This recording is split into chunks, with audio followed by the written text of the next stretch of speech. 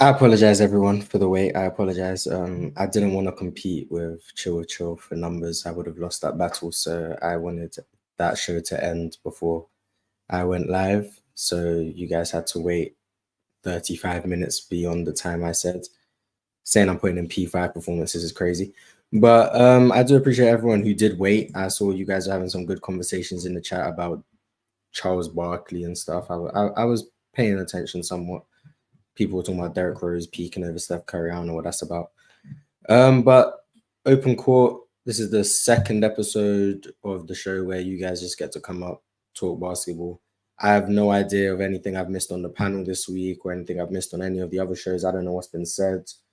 So if you guys have any stuff like to bring up and we can talk about that, that's perfectly fine. The thumbnail is about Kareem and Magic. I only put that because of the conversation we had about Magic Johnson in today's game. We don't have to talk about that. I am just curious to know what's been going on in the basketball circles that I haven't really been paying attention to. The link is now in the chat. You guys can join up. And we're just going to talk hoops. I don't know how long we're going for, but we are just going to talk hoops, whatever you guys have to say. This is you guys' platform as well, pretty much. So there we go. Once you guys start rolling in, I'll bring you guys up. But other than that, I don't really have much else to say. I've said not much about basketball, so you guys are going to carry this conversation. I don't remember the last time I even spoke about basketball, to be honest. It's been a minute. I've basically become a gaming channel. So there's that. Let's bring up these first couple guests. That's Lil Low right there. We got T Sweezy. What's up with you guys? Yo, what's going on? How you doing, man? I'm pretty good. I had a question though.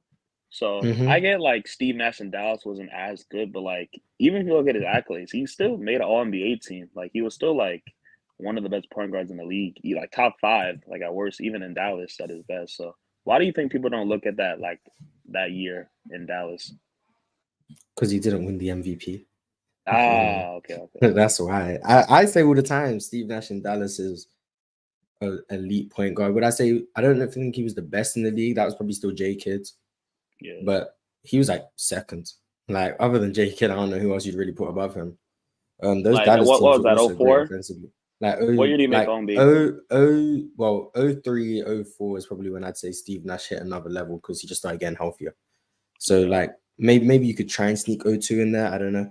But 03, 04, and then he went to Phoenix, obviously. But he was an elite point guard before he went to Phoenix. So the idea that he's just a Phoenix merchant or whatever is kind of cap. But people don't know what they're talking about. So there's that. T Sweezy, are you with us? Yeah, I'm here. I'm just letting y'all talk. Well, this is your show where you're meant to talk. So you got anything you want to say? Yeah, my question is different than his though. That's perfectly fine. But no, this is my first time on your channel, Mars. I just subscribed to you like a couple months ago or whatever. So, anyways, I appreciate it. What do you? Yeah. So, I'm a Celtic fan, by the way. What do you think about my team offseason moves? And did they get better? Did they get weaker? Do you think Jalen Brown can improve that ball handle? Because it wasn't just his left hand; he couldn't go left or right. But Arab, he been struggling since the Sixers series. It wasn't just about every series. And then if I knew he was going to shoot 16% going into the playoffs and Al Horford being one of the worst forwards in the league, I would have had us losing too. But think about it. We played mediocre the whole season, and we was 1 win away from the finals. And I believe coaching is 50%. Mazzulla is not it. He's trash. Oh, damn. Well, you still got Mazzulla, so I guess that's a bad off-season move in your opinion that you haven't fired him. But I think you guys are a better team now because I think Derek White can somewhat supplement what you lost with Marcus Smart because I do think Derek White had a better defensive season than Marcus Smart, to be honest. Porzingis is a great pickup for you guys if you use him correctly. But the way I've watched Mazzulla coach, I assume he's just going to be squatting up for 3, which I don't think is the best way to use him. I agree with you there on that, Mars. Yeah, that's the issue. If you guys use him as like a post player where you can just add the extra dynamic to your offense, I think that would be great. And then he can also space the floor. But I feel like it's just going to be exclusively just using him as a pick and pop player or a spot up shooter, which is going to be a problem. I do think Joe Mazzulla is not great. I don't think he's like terrible, but I don't think he's great. But overall, if I think you're a better team, but that doesn't mean that you're gonna go further than you did this year, because this all just depends on the matchups. I expect the Bucks to be better. Do I expect Philly to be better? Maybe, because they don't have Doc Rivers anymore. So while you guys have got better, I also think other teams in the East have gotten better. So you guys might still just make it to the conference finals and lose, or you might lose in the second round. But I still overall think you guys are a better team than you were 4 months ago. So I guess that's my thoughts on Boston. Okay, we added Sam Cassell, and then we added the Bucks assistant coach. I forgot his name. His last name Lee. And then we added Phil Pressey. He's a former player that used to play for us. And then we added this other dude. I think his name is Emil something. So you know what I mean. So because Mazzulla, he lost his staff to the Houston Rockets. Mm-hmm. Those assistant coaches were trash anyway. But I'll take Sam Cassell and that dude Lee. I'll take him any day over Mazzulla. Ime coaching staff. So do you think those guys are there just to be like, especially Sam Cassell? You think they're there to be assistants, or they're there if Mazzulla's not starting off strong? They're there to replace him. They're there because to teach Mazzulla the X and O's. Because I'm gonna be honest, Mazzulla doesn't know basketball. You feel me? Like Mazzulla, the highest level he coaches Division II basketball in G League. Brad, you're telling me the best you could do is hire a G League coach who hasn't played in the NBA? Like, and mind you, what's that coach? It took him hella years to become a head coach. Mazzulla got, you feel me? Like, he got gifted a Hummer. You feel me? And Mazzulla was only in the league since what, 2016? He been there. It wasn't like he just got there. Mazzulla just went a head coach. I will say I'm pretty sure that Nick Nurse, before he got the Toronto job, was coaching in like London. So Joe Mazzulla not having much NBA experience isn't great, because I mean isn't terrible, because I think Nick Nurse wasn't coaching anywhere substantial either, and then he got a job with Toronto and then won a championship. How long did it take Greg Popovich to become an NBA head coach? Wasn't he with Golden State?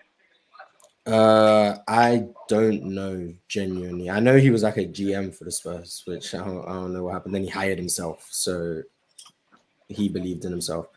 But I think Brad Stevens and Danny Ainge obviously saw something in Joe Mazzulla that they hired him that long. Danny Ainge in Utah. No, before Danny Ainge was in Utah, they still wanted Joe Mazzulla a long time ago. So I think there must be something. There must be something there. Brad. And I believe if Hardy never went to Utah, he would have been a head coach. But wouldn't you just have the same issues with him based on the fact that he's not tremendously experienced? No. He been there in the he been around for a minute though, and plus he knows basketball. You see what he did with Utah, like Utah was purposely taken. If Utah wanted to make the playoffs, they could have made the playoffs, bro. I see Utah at their best. Utah traded away their whole team, and they were tanking. Like, come on now. Utah is not a bad team, you just think Joe Mazzulla just doesn't know how to coach? No. Even though, like you said, you were one game away from the finals. Okay, let me ask you a question. Mm-hmm. In 2020, in the year was it 2020 in 2021? What was the Celtics' identity when Ime was a coach? You mean 2022 when Ime was a coach? I mean 2022. My bad. Yeah, you're a defensive team, right? Okay. Mm-hmm. What was the Celtics' identity this year when Mazzulla was the coach? You're a 3-point shooting team. Exactly. Shoot threes at will, and mind you, we had the same players. All we did was added Malcolm Brogdon. Danilo Gallinari didn't play, and we added Sam Hauser, who was on our G League team, and we traded for Michael Scarlett. That's about it. But come on now, bro. Like, your team is full of two-way players. Like, how the hell, like, Mazzulla got gifted a Ferrari. He got gifted the Eastern Conference champions. He got gifted Eastern Conference champions with an upgraded roster and don't know what to do with it. You get what I'm saying? Like, bro, I promise you, bro, if Mazzulla was on another team, bro, he would have been exposed. But they talking about, oh, give him a chance. Y'all weren't winning away. Nah, fuck that. He's trash. going to the Eastern Conference Finals, that's light. We've been doing that before his trash ass. He ain't changed anything. The only thing that he changed was our attempts went up. That's it. We don't have no offense. We don't run no plays. Like, we're very predictable. How the hell you can't expose a fucking simple 2-3? And you're supposed to be an offensive-minded head coach. Mazzulla, do you think if Tatum doesn't get hurt in the first possession of Game 7, do you guys think you can win that game? Absolutely. But Jalen Brown, he played bad. Horford got his ass whooped. Is that Mazzulla's fault or is that Jalen Brown's weaknesses? Marcus Smart didn't really play bad. I'm not gonna play it on him. You said what? Is it Mazzulla's fault that Jalen Brown still has the same weaknesses he had 2 years ago, or is that Jalen Brown's fault? I mean, well, before the season was over with, he had injured his hand. He had got stitches in his hand. Yeah. He didn't let his hand fully heal or whatever. He came back like the last 2 games of the season, and then he re-injured it against Philly. And then ever since then, it's like he couldn't shoot the same. He couldn't go left. He couldn't go right. It's like his explosiveness wasn't the same. You feel me? So for those of you that keep saying he can't go left, no. He couldn't go right either. It was like it's like he couldn't grip the ball, and it's like he couldn't get it in. He couldn't go in and out for shit. I'm like, what the hell? You feel me? But look though, Mars. Even though he had like 7 turnovers when we played the Warriors in the finals or whatever, he made up for it. It's like he couldn't do anything. Like he pretty much was unplayable. You feel me? Like, come on now. I agree, but if he has those flaws, how much can you really put on Joe Mazzulla that the team didn't make it as far when the second best player on the team is this flawed? Well, what was that last question? My bad, Mars. How much can you really put on Joe Mazzulla for the team's failures if the second best player is this openly flawed? Like everyone can see what's wrong with Jalen Brown's ball handling ability, and that's who Joe Mazzulla is relying on offensively. Okay. I don't blame him for Jalen Brown or Al Horford play or whatever. My problem with him is he don't have a system. You know what I'm saying? His rotations, he don't never call a timeout. It was I agree. There was a game against Miami where they went on like a 29-point run. And right, I remember this one, bro. Exactly. Yeah, I think that was game 2. It might have been. It was in like the third quarter, and they scored like 40 points in the quarter, and this motherfucker then called timeout, and then this motherfucker ended the game with 3 timeouts. I wanted to slap the shit out of this cockeyed ass. I said, dude, what are you doing, bro? But yeah, though, man, like Mazzulla, like he be selling the game. Like, okay, like Ime, like Grant Williams had an interview with JJ Redick. He said Ime is the best coach I ever played for. Like Ime will call his players out. He don't give a damn if you're the best player or the worst player. If you don't do what Ime they tell you to do, or if you fucking up, Ime gonna take you out the game, and then Ime gonna get in your face and tell you what the hell you doing. You feel me? And then Grant was like, "Oh, we respected that." You know what I'm saying? Because we was off to a bad start, and in the month of January of last season, we went on a win streak. 2 seasons ago, we went on a win streak, and then we ended up being the number 2 seed. Feel me? So we went like 37-10, but like Ime, he changed the culture of the team. That was a huge mistake. That has nothing to do with basketball. You feel me? Like it wasn't like, you know what I'm saying? Okay, cool. You could at least give him a month suspension or something. But come on, a year suspension, and then you're gonna scapegoat him. That's messed up. Then you're gonna put his business out there, and then the girl, you don't hold her accountable at all. And she's controlling Nia Long flights and all that stuff in rooms. Like, come on, bro. As a Houston fan, I ain't complaining about what you guys did to Ime. But that's Oh, you're a Rockets fan? Yeah, that's just my bias. Oh, right damn. Yeah, so damn. I'm not gonna complain about that. But I'm not gonna lie though, Mars. I ain't gonna lie though, bro. He can get y'all to the playoffs. Y'all just gotta give him the right. Now we're talking. But what I was gonna say though, I like Van Fleet. He's overpaid. You feel me? I would have gave him maybe 37. I wouldn't. How much he making? A lot. Yeah. I would have given him like at least 30 mil, 34 mil. I wouldn't. Nah, he overpaid. Yeah. Dylan Brooks, he is a good defender though. Like He's not trash. He just need to improve his offense. You know what I'm saying? Like he's gonna improve. Don't worry, he's gonna improve.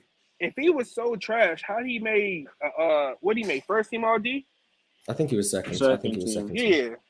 Yeah. So if he couldn't play defense, how the hell is he in the league? Because he don't have no offense. He can knock down the shot every blue moon, but he's not a consistent 3-point shooter. He's a good defender. You know what I'm saying? I'm not gonna discredit him just because he got into it with LeBron. No, he's a good defender. Yeah, he's really good. He's underrated on that end. I saw something about a top 25 defenders list. I don't think Dylan Brooks was on it. He should have made over Kelly Oubre. But Kelly Oubre was on it. He got the stats. And Oubre is a good defender too, but like he's not like on Dylan Brooks level. Yeah, Kelly Oubre. Shout out to Kelly Oubre is like a good defender, not top 25 though. Because I remember on the Warriors, like he was like really bad on offense, but he was like really good defensively on the Warriors. I remember watching. Yeah, he was pretty good. I had a question about how do you feel about I have this gripe in the NBA, right, where they'll fire a coach when they like underperform in the playoffs, and then they'll get like an inexperienced coach or like a dude who's never coached in the NBA before. Like the only time I've seen it work is with the Raptors, where they fired Dwayne Casey and they got Nick Nurse, and then they won a championship, and he hasn't coached before in the NBA. Other than that, I've never seen where Mark they Jackson have an experience. Hey, Mars. Two times. Mars. Oh, wait, Mars. That's only twice though. Joe Mazzulla. Ime Udoka never coached either. Hey, Mars. Joe Mazzulla could have did what Nick Nurse did. Huh? Because the Raptors. Listen to me. Raptors. You just said he was trash. No, listen. Wait, Mars. In 2021, the Celtics didn't like. They were injured though, so like, I don't think they underperformed like relative to like their expectations, because the year before obviously they got injured and then they got Ime. So I just feel with like the Nick Nurse. Other guy, what's your name? Lolo. He's Lolo. He's Lolo? Yeah, Lolo. Oh yeah, I'm T Sweezy. Anyways, what I was gonna say, no, you know how the Raptors was in the conference finals twice, they just couldn't beat LeBron, right? So LeBron left and went to LA, and they traded DeMar DeRozan. They was like, give us Kyle Lowry at DeRozan. So they chose fucking DeRozan and traded him to the Spurs for Kawhi Leonard. Kawhi Leonard played about 50, 60 games, I would say. And then he went Jordan mode in the playoffs. And then he unlocked Siakam, Van Fleet, Norman Powell's playing great. And they had an elite defender in Marcus Gasol and Serge Ibaka. You feel me? So what I was saying was, like, Kawhi Leonard already had a good team. You feel me? So all they needed was a piece to help him get over the hump. He was the icing on the cake. Like what I'm saying with Mazzulla is Mazzulla got gifted Eastern Conference champions with an upgraded roster with $6 million a year, and his dumb ass couldn't figure it out. He's stupid. No, you said Mazzulla would have done what Nick Nurse did with Toronto. No, he could have if he was smart. If he would have played his cards. Oh, right, so he couldn't. He couldn't. Yeah, so then he couldn't. He's smart. You're saying he can, but he didn't because he's not smart. Which means if he's not smart, saying if Jalen Brown was a playmaker, he'd be like a top 5, like or top 10 player, or if he's a great playmaker, he'd be a top 10 player. He just isn't that. So like, just. I get what you're saying. What you're saying is he had the opportunity to do what Nick Nurse did, which is why you're saying he could have done it. But he's just not good enough to do it. He don't know how to make adjustments, man. He don't know how to make adjustments. He don't know how to, man. I mean, to be fair, goes with it. When I watched the Celtics last year with the Ime, they still had the same problem with like closing out games in the playoffs, and they still had that same problem this year. So, is it really the coaching or the player just not good enough closers? That's for the Boston fans to answer. You said what you say? Then when 2022, right, even versus the Heat, right, they almost lost, and they were up like 10, 11 points. It was like, what is it, a minute left? They almost blew that lead. So they still have the same problems they had in 2022 and 2023 where they struggled to close games. So is it really the coaching or is it like the players? I mean, shit, we can't control the referees. Like, the reason why Miami Oh, my God. Jimmy Butler shot over 20 free throws that game. God. We, Oh wait, we you talking almost about got 2020? we almost got robbed game? at the game. They try to say Max. They gave the Heat the 3. Yeah, Max And Strus then made that he 3 that they clearly didn't give stepped him. that. Yeah. No. Yeah, He clearly stepped out of he was bounds. in You can't bounds do by the that. way. He was You in can't. bounds by the You way. can't catch the ball out of bounds and then Yeah, step in. that He 3 wasn't shouldn't have. Yeah, You in can't that do 3 that. shouldn't have bounds. He was counted. in bounds. And they Huh? didn't count it either. So like, why are you crying? They didn't count it. No. It was, If you look at the replay, he caught the ball out of bounds and then he shot the 3 and crow hopped in. That's out of bounds. Can't do that. You got to be Yeah, inbound. they didn't count it. Yeah, they didn't count it too. No. That's what I was saying though. They was They crying should. They about should that have been. though, but it showed in the replay. But No, he anyways didn't though, catch but it yeah, out of bounds. Like but if you yeah, look very carefully, like it was like hovering. Like it was the shadow yeah. of his foot that was on the line, not his actual foot. So like I actually looked at it. So that's another thing right there. So y'all shadows. really shouldn't have made the finals. So well that way Tatum would have Wow. choked the way he did. So yeah. Wow. And they got Yeah, speaking of Tatum, and they got all 8 points from the free throw. man, Jimmy is actually draw style. He doesn't like flop like Harden. Like Bro, he he does. does fly. Yeah, he kind of does. Him and Austin Reeves be pissing me off. Nah, there was like if you flop and actually get fouled, like you have to sell to that point. Harden will just like no one will touch him and it'll just fall on the ground and just foul. No, Harden be just Harden be forcing contact and then flops. Harden Jimmy know Butler what gets the hell hit he and be then doing. flops. Harden is Like Harden will hook nice, your arm bro. and then he'll get free throws. Like how does that work, bro? Like in no That's other league just does that work. smart. That's high IQ basketball, man. What are we talking about? Hook my arm. Harden know what the hell he doing. Exactly. No, he That's high doesn't. IQ Why hasn't he basketball. won? Hey, Then? Mark. Why hasn't he won then? Because he just hasn't had the Wait. opportunity. All right, let's get this. Okay, look. I think Yeah, 2019 was a prime opportunity to win. Is Harden still a superstar? No. Is Harden a star player? Yes. Harden took a step back. Can he be the Houston James Harden consistently? No. Can he be half the time? Yes. But Harden would have had the ring if he would have never played the Warriors. You get what I'm saying? Harden's been when Cade went down, finals, you choke in the fourth he took quarter the Warriors in to game 7 6. games. Okay, right? 2018, that's fine. And he took them to 2019, game. I think that was the best chance to win. And he did. 2019, the Houston team was just worse. Chris Paul wasn't fully healthy. That team was just a lot worse in 2019. That was the biggest issue. No, he played well for the series, but like in the fourth quarter in the game 6, was it 2 or 3? He had like 4 turnovers, bro. I know y'all lost to the Warriors. It was 2. Oh well, James Harden lost to Golden State. James Harden lost to Golden State in 2015, in 2016. Y'all lost to Golden State 3 years in a row. I remember that. Y'all lost them in the second round. That's how Portland made the conference finals. They got swept. And then the year y'all had Chris Paul, he was hurt. Y'all could have beat them. And then KD was hurt. I think he got hurt against y'all.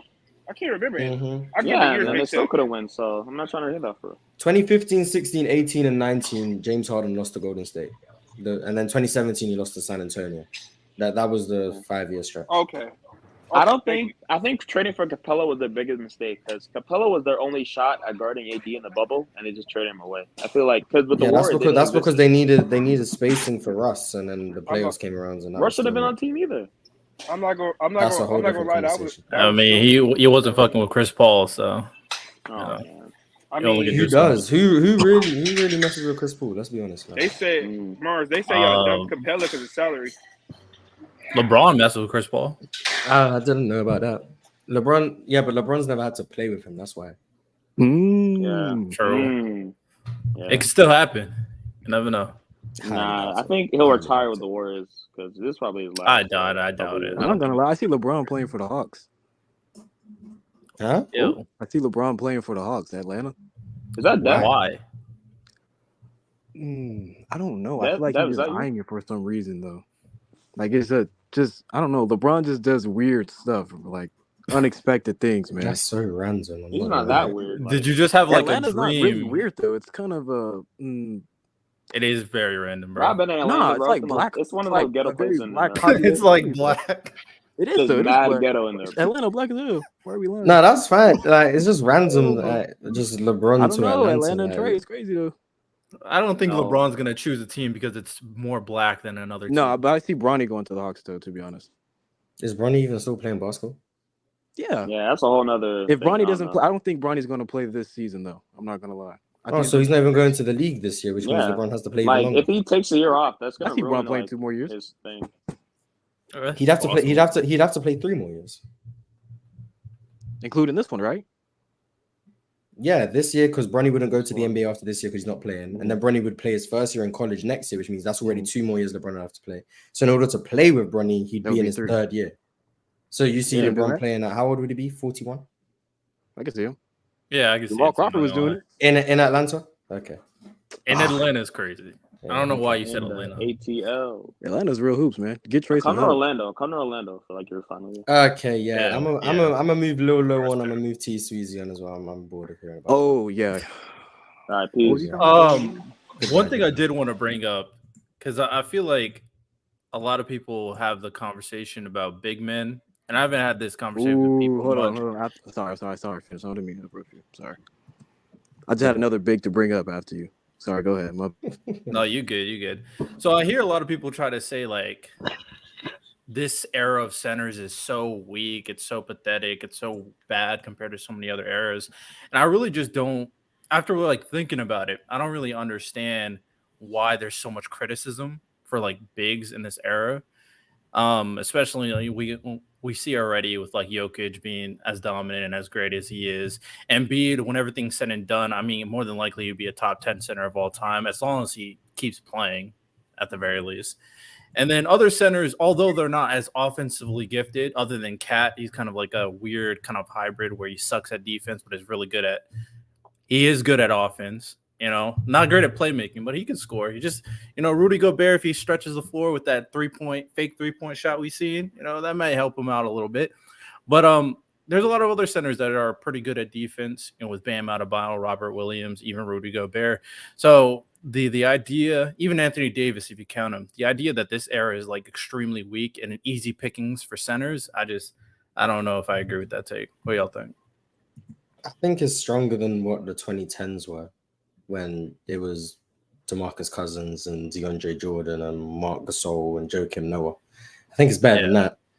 But I do think, really, since the 90s, I think it's been going downhill. Like, when Shaq was at the peak of his powers, it was kind of just Shaq and, I guess, Tim Duncan, if you consider him a 5. That was pretty much it. And then the mid-2000s, early 2010s, it was Dwight Howard and maybe a little bit of Yao Ming. And then Amari Stoudemire, if you consider him a 5, like that was pretty much it. And then in the 2010s, like I said, DeMarcus Cousins and DeAndre Jordan and stuff. So it's been going downhill. I think now we're getting to a point where it's starting to get better. I consider AD a 5 because at this point, I think he's just a 5. So you got AD, Embiid, Jokic. They're like 3 elite top 10 players playing the 5. Then you got Bam, who's like a top 25-ish player. You got Rudy Gobert, he's probably like top 40. Cat is wherever you want to put him. Like, I think right now is better than it has been in the last 15 years. But also when you just compare it to the 90s, I do think it's probably worse. And most people, when they talk about bigs, they only talk about the 90s and ignore the fact that for the last 20 years, it's been very mediocre. So I do think it's a bit of bias against like a lot of bigs, but I think now is better than it has been in a very long time. And I think that says a lot about how bad bigs have been for the last 15 plus years. No, I definitely agree to that, and that's a great point. What about 90s? I think self-explanatory. Well, like once we're starting to stack up this era of big. Oh shit, my bad, y'all. What's up? What's good? What's good? Hello, Big Stone. How you feel about the 80s? And then I don't really want to talk about the Bill Russell, Wilt Chamberlain era. You don't want to talk about the GOAT's era? Yeah, I guess. I mean, I'll let it slide, but I mean, not wanting to talk about the GOAT. I mean, they're kind of self-explanatory, so I'm not going to compare this era. Yo, dog, W flag in the background, I got to say. The 60s is bad. Yes, sir. All right. Well, the 80s, I mean, because you had Kareem at the start, and then it was like really Moses Malone took over. KFB, we can't hear you. I don't know if you're talking to us or not, but we can't hear you. So if you've been talking, if you've been talking, we've heard nothing. So. Didn't hear a word. Yeah, so you might have been preaching, but we'll never know. So. Can you hear me now? Or yeah, you're good now. You're good now. I have been talking. Ooh, not the Rodman Lakers. Okay, there we go. I was just confused because I was like, I can't hear you. I don't know what you were saying. It might have been valuable, but we'll never know. But I think, the 80s wasn't tremendously great. Like, outside of, like, you'd have to start talking about the power forward from Utah, who was a Is it better now? Yeah, but Cook. I think generally speaking, the 90s is like where was that is most strong. Everywhere else has been not tremendously great. Like most of the all-time great bigs you'll find were in their prime in the 90s, whether that be Pat Ewing, Hakeem, David Robinson, however you feel about Shaq, maybe he's late 90s, early 2000s. That's cool. Yeah. That's already 4 bigs right there. Kareem is the 70s. Moses Malone is the 80s. And then you got Bill Russell and Wilt are obviously the 60s. And then Jokic and Embiid are today. So the era with the least is the 2000s and 2010s. Then it's probably the 80s. Then it's probably today. And then the 90s just clears everyone. So it's very disproportionate. Does Kareem carry the 70s that much for you to confidently put him over today's era? Well, you got Kareem, and then you got those couple years of Bill Walton, and then maybe however you feel about Artis Gilmore, maybe you can throw him somewhere in there. NBA ball, I respect it. So I think the 70s is over the 2010s. I think the 70s. Oh, I mean, an era of a big man? Yeah. Yeah. So the 70s. And if we're counting Giannis, that even strengthens this era of bigs. No, it don't. Yeah, for this era, 2010. Yes, it does. I just said just add Giannis. Giannis. Well, Giannis, Jokic, and Embiid already kind of beats a lot of the decades. And man, when Brook Lopez goes, he's going to be a center for the rest of his career. I'm telling you. Yeah, I do agree. I do think he's going to move over to the 5. But and then the 70s is over the 2010s, and it might be over the 2000s as well, depending on how much Shaq carries that era, in your opinion. But so I'd probably go from worst to best. I'll go 2010s, 2000s, 70s. No. 2010s, 2000s, 80s, 70s, 2020, 1960s, 1990. That's probably the best I'd go. That's how I'd do from worst to best. Because the 60s is kind of carried by Wilt and Bill Russell, but they're both like top 15 players of all time. Yeah. And there's also some other bigs who are pretty good in that time. Wayne Embry, Elmo BT. There's a few that were like, okay, you're pretty good. They just were not close to the other bigs. And then Kareem carries the 70s. Shaq carries the 2000s. And then 2010s is just bad. So they're very far lost. But that's probably my best thoughts on the bigs throughout NBA history. And I guess you're going to throw in the 50s. George Mikan carrying the 50s, I guess. Mr. Basketball, the original milkman. Yeah, so that's pretty much it. That's what I've got on bigs throughout history. But Jokic is definitely, I think he's a top 10 center of all time. I think. Oh yeah, I think you can confidently say probably. top 10. Like I don't know about comfortably, but I think he probably is. No, you can comfortably say he's top 10. He just doesn't have once you get to 10 yeah. and 9, I don't think 10-9. I think the argument, I think like David Robinson, but David Robinson's like, I would say like 7-6 in that area. So Yeah, I got David Robinson around 6. Because out of the the traditional 6, you can't really name of like 4 of the names are definitively better. Okay, so Bill Russell, Wilt Chamberlain, Kareem, Shaq, Hakeem. That's like the 5 that everyone. Yeah, that's the standard, not moving 5. Then 6 and 7 would be David Robinson and Moses Malone for most people. Yep. So that's 7. That's where I have Jokic. I have 7. Then 8, 9, and 10. Most people probably have Jokic in around 8. I think Patrick Ewing has a conversation. That's fine. You like it? You want to throw in the milkman? I'm not. Nah. He played before those color TV. Hey man, yeah. George Mikan is tough. So I think after like Pat Ewing, I'd probably have Jokic. That would put him where 9, 8 or 9. I have him around there. I ain't saying he's like high top 10, but he's like bottom top 10. So is Embiid top 10 for you guys, or is he? No. Go to the conference finals first. I'm sorry. Better. No, he's the only MVP in league history to not see a conference finals. He just became MVP. I mean, to be fair, he just became an MVP. I don't give a damn.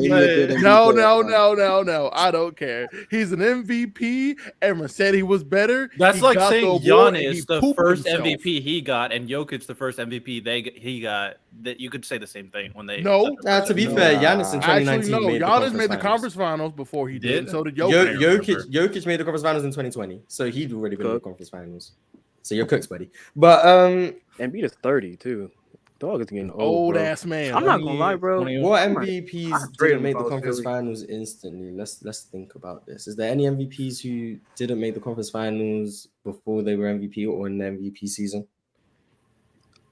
Russ was in the conference finals in 2012, He made the finals in 2014, 2012. 2016. Yeah. Like, he'd already been there.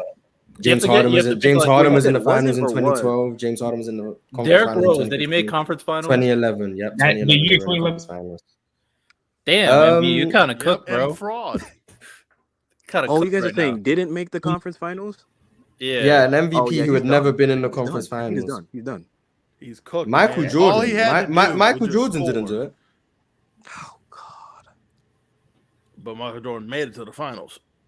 No, after his first MVP. Like his first MVP He was won when more MVPs, though. 88. 88 was his first MVP. They weren't in the conference finals that year.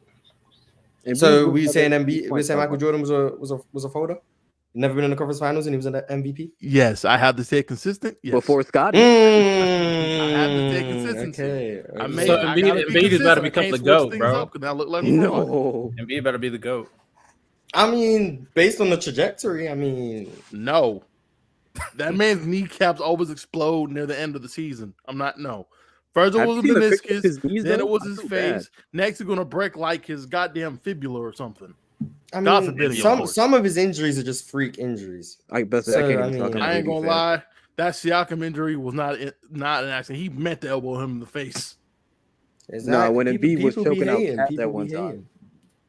I mean, Embiid be talking his ish on the court, so No, you but know, my thing is maybe he just deserves it. the one thing I'm just so like stuck on is just it's the fourth quarter of Game 6. You just have to score, and like Tatum hasn't scored the entire game. He's putting up a generational dud, and you just letting it happen. You don't go in the timeout. Hey, give me the ball. Stop what you're doing. Give me the ball. He was just chilling. Just damn, we really lost. We go next game, and then I he think- didn't. Sorry, I didn't mean to overread. Oh no, you go, bro. You go. I go think- ahead. With that point, I didn't. We can focus on Embiid, but I think there's a bigger issue. I think entry passes to bigs are a big issue because I'm a Lakers fan and an AD fan, and bro, watching them giving the ball to AD is just when they do is terrible. It's very bad, bro. Actually, this playoffs, he got like 35 passes a game. That's pretty short. When I you think say they're bad, are you saying it's bad because when they get it in the post, they when do I say terrible? it's bad, it's a combination of time they're giving him, the pass, how close the defender is to him. That it's just sloppy, lazy passes. But with Embiid, the thing I keep seeing with Embiid, bro, when Marcus Smart was locking up Embiid in the post, I was like, yeah, bro, he's not that guy. He's not him. He's Like not I that guy. said, a fraud. He's not that Okay, guy. I think you guys are giving. And yes, Embiid a I am bit stuck too up on the much moment, but slack right bro, now, it's I'm not just gonna lie. this every year when it comes to this time. And I know he's hurt and stuff, but like, is there going to be a change or something? I don't Like, Well, know. if he's hurt, what can you really do? I mean, he's Nothing. hurt. So what am I supposed to expect out of When him? is he How could not I- going to be hurt? And if No, he like knows hurt, trade him. I'm fine. I'm fine if you say he's not that guy because he's hurt. But if Yeah. you're saying he's not that guy because he's not performing, I'm like, well, he's hurt. So I don't know if that's his game's fault or if he's hurt. Like he's there playing on an injury that if it wasn't the playoffs, he wouldn't be playing, and then we wouldn't be criticizing how bad he played if he just sat out. Like Kawhi was there on a torn meniscus, he didn't play. I remember in 2021, Joel Embiid had a torn meniscus and he played. So like, if he didn't try and play through these injuries, would we be criticizing his playoff performances? The way I don't really criticize injury. I actually think we should be, instead of criticizing injuries, we should be not celebrating, but more so congratulating players from actually even coming back from injuries in the first place, which I think is huge. It's crazy. When it comes to injuries, it's tough because you want to play really, really bad, but you don't really know if you should. I don't know. I don't really decree players because both LeBron and AD played on bad feet this playoffs, and they played. I don't know. It was some wishy-washy moments, like Game 1 against Denver, and LeBron took 3 after 3 after 3 and missed and missed and missed and missed. So I don't know. You can see that they're not fully themselves, but I don't know about Embiid though. Like healthy or hurt, I don't know. He's just going to be hurt during this time. Wait, didn't he also get put in a headlock dunk by John Collins? Okay. Yeah, I'm sorry about the fraud. I'm sorry, fraud. I mean, you've called MJ a fraud, so I don't know how much validity I put on you. I gotta be consistent, man. I gotta be consistent. That's just I respect it. Yeah, that's just something I can't get with. Yeah, that's it. Yeah, I mean, if your ideology leads to you calling MJ a fraud, maybe it's the incorrect idea. Man, what has he done without Scottie Pippen? Man, answer me that question. Okay, all right. Okay. Anyway, one thing that I did want to bring up is I do want to talk about the Suns a little bit because I feel like people are allowing the Suns to kind of have it easy. And what I mean by this is like the expectation for the Suns is that they're not going to be the best team in the West. More than likely, people are saying the Nuggets. I mean, the Nuggets performed greatly, obviously. But I think the expectation for the Suns is that they should be the best team in the West if everybody's healthy. And anything less than, even if I give them the benefit of the doubt, anything less than a conference finals appearance, they deserve all the slack. Devin Booker, Bradley Beal, and Kevin Durant. So man, they're not going to make the finals. That depth chart is disgusting. I mean, I don't think you really need that crazy of a depth chart. You just need people to play the roles and the 3 stars to play how they're supposed to be playing. It depends on the scheme with the 3 stars, obviously. But if they can mesh together, then other than like I got a question about problems, that too. Maybe with Jokic. Yeah, I was about to say I got a question, but you can go first. How y'all feel about Bradley running the 1 over D-Book? Not going to be good. So would you rather have D-Book running the 1? I'd rather have what do you guys consider running the 1? I don't know, because on this team it just looks like buckets and fun. So I just don't know. But my thing is this. I mean, if they can score, why does it matter? To be fair, most teams don't have a definitive 1 in the league anymore. That's the like what he's just saying. Someone who just brings the ball up the floor and just gives the ball to Kevin Durant. Is that what a 1 is? I guess so. But my thing is this: their depth chart for the Suns are mostly players that couldn't crack like playoff minutes. D-Book, Brio feeding Aiden? Are they going to be able to give the ball to Aiden in the right touches? I don't see it. No. Around the you got Chris. Because you got how many post touches are you giving to Andre Aiden? Yep. How many does he deserve? How many should he get? Oh my god! Because I remember watching the panel about this conversation too, and I agree with y'all too, bro. He should only get post touches. I'd be trying with this guy, bro. I'd only give Ayton post touches when he has a mismatch. That's me personally. Yeah, I'm not. So if you get a switch and he has like a wing or a guard on him, then yeah. Are you giving Ayton a post touch on Cat? Yes. No. I think Cat is like the reason I'm not giving Ayton a post touch on Cat is because that means Rudy Gobert's roaming, which means he's going to help, and I'm not trusting DeAndre Ayton in isolation with Rudy Gobert roaming. So no, I wouldn't do that. Cat can hold his own on DA. I'm telling you. Hey man, do it. I think people are worrying too much about the whole point guard of the Suns. It doesn't really matter. Most point guards can't even make entry passes anyways. I agree with the defense and depth being bigger issues. Yes. I only think depth is an issue because they're all injury prone. That's why I definitely would be, because their bench roster just does not look good at all. I mean, it really depends on how Frank Vogel. I forgot they got Vogel. He's not a bad coach. You guys hating on Frank Vogel? Right? I'm hating on Frank Vogel. Why are you guys Frank Vogel's a pretty good defensive coach. Frank Vogel traded Victor Oladipo and Domantas Sabonis for 1 year Serge Ibaka. I'm hating on him. Damn. Wait, what? What'd you say? Serge Ibaka. Serge Ibaka on the Pacers? Are you saying no? Oh, he coached on the Thunder. Are you saying Frank Vogel never coached the Thunder? He coached the Magic. I'm a Magic fan. He was on the Magic. Yeah, what's that going to do? Remember we drafted Sabonis and then he got traded? Yeah, what's that got to do with Vogel? Well, yeah, I'm confused. He's just a hurt fan, guys. I'm a hurt fan. I'm just. Oh, okay. Rest in peace, Orlando. Rest in peace, Orlando. So wait, we're going to be good this year. We're going to be in the plan. It's fine. They're good now. They got Wagner. The expectations for the Suns should be conference finals or bust.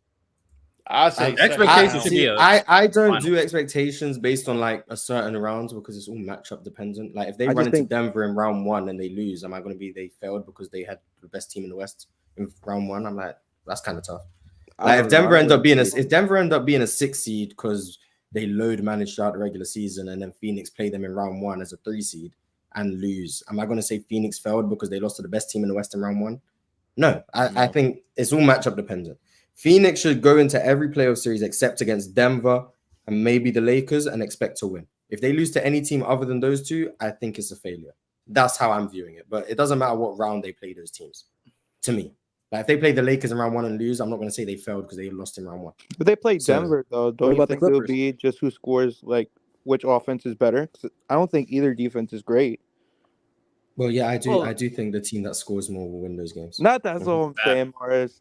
But you know what I mean? I don't think either team's gonna get like big stops. I don't think it's like against the Lakers. I trust Denver's defense more than Phoenix. You trust it more with the loss of Bruce Brown? Oh, You know yeah, why I Denver gotta say that, compared 'cause to I- Yes, Denver's a yes. way Yeah, better I expect Christian Brown to take a little jump defensively. I also just like Michael Bro, Malone's the Bol Bol's defensive gonna And scheme. you block also have those Aaron Jokic Gordon. hooks.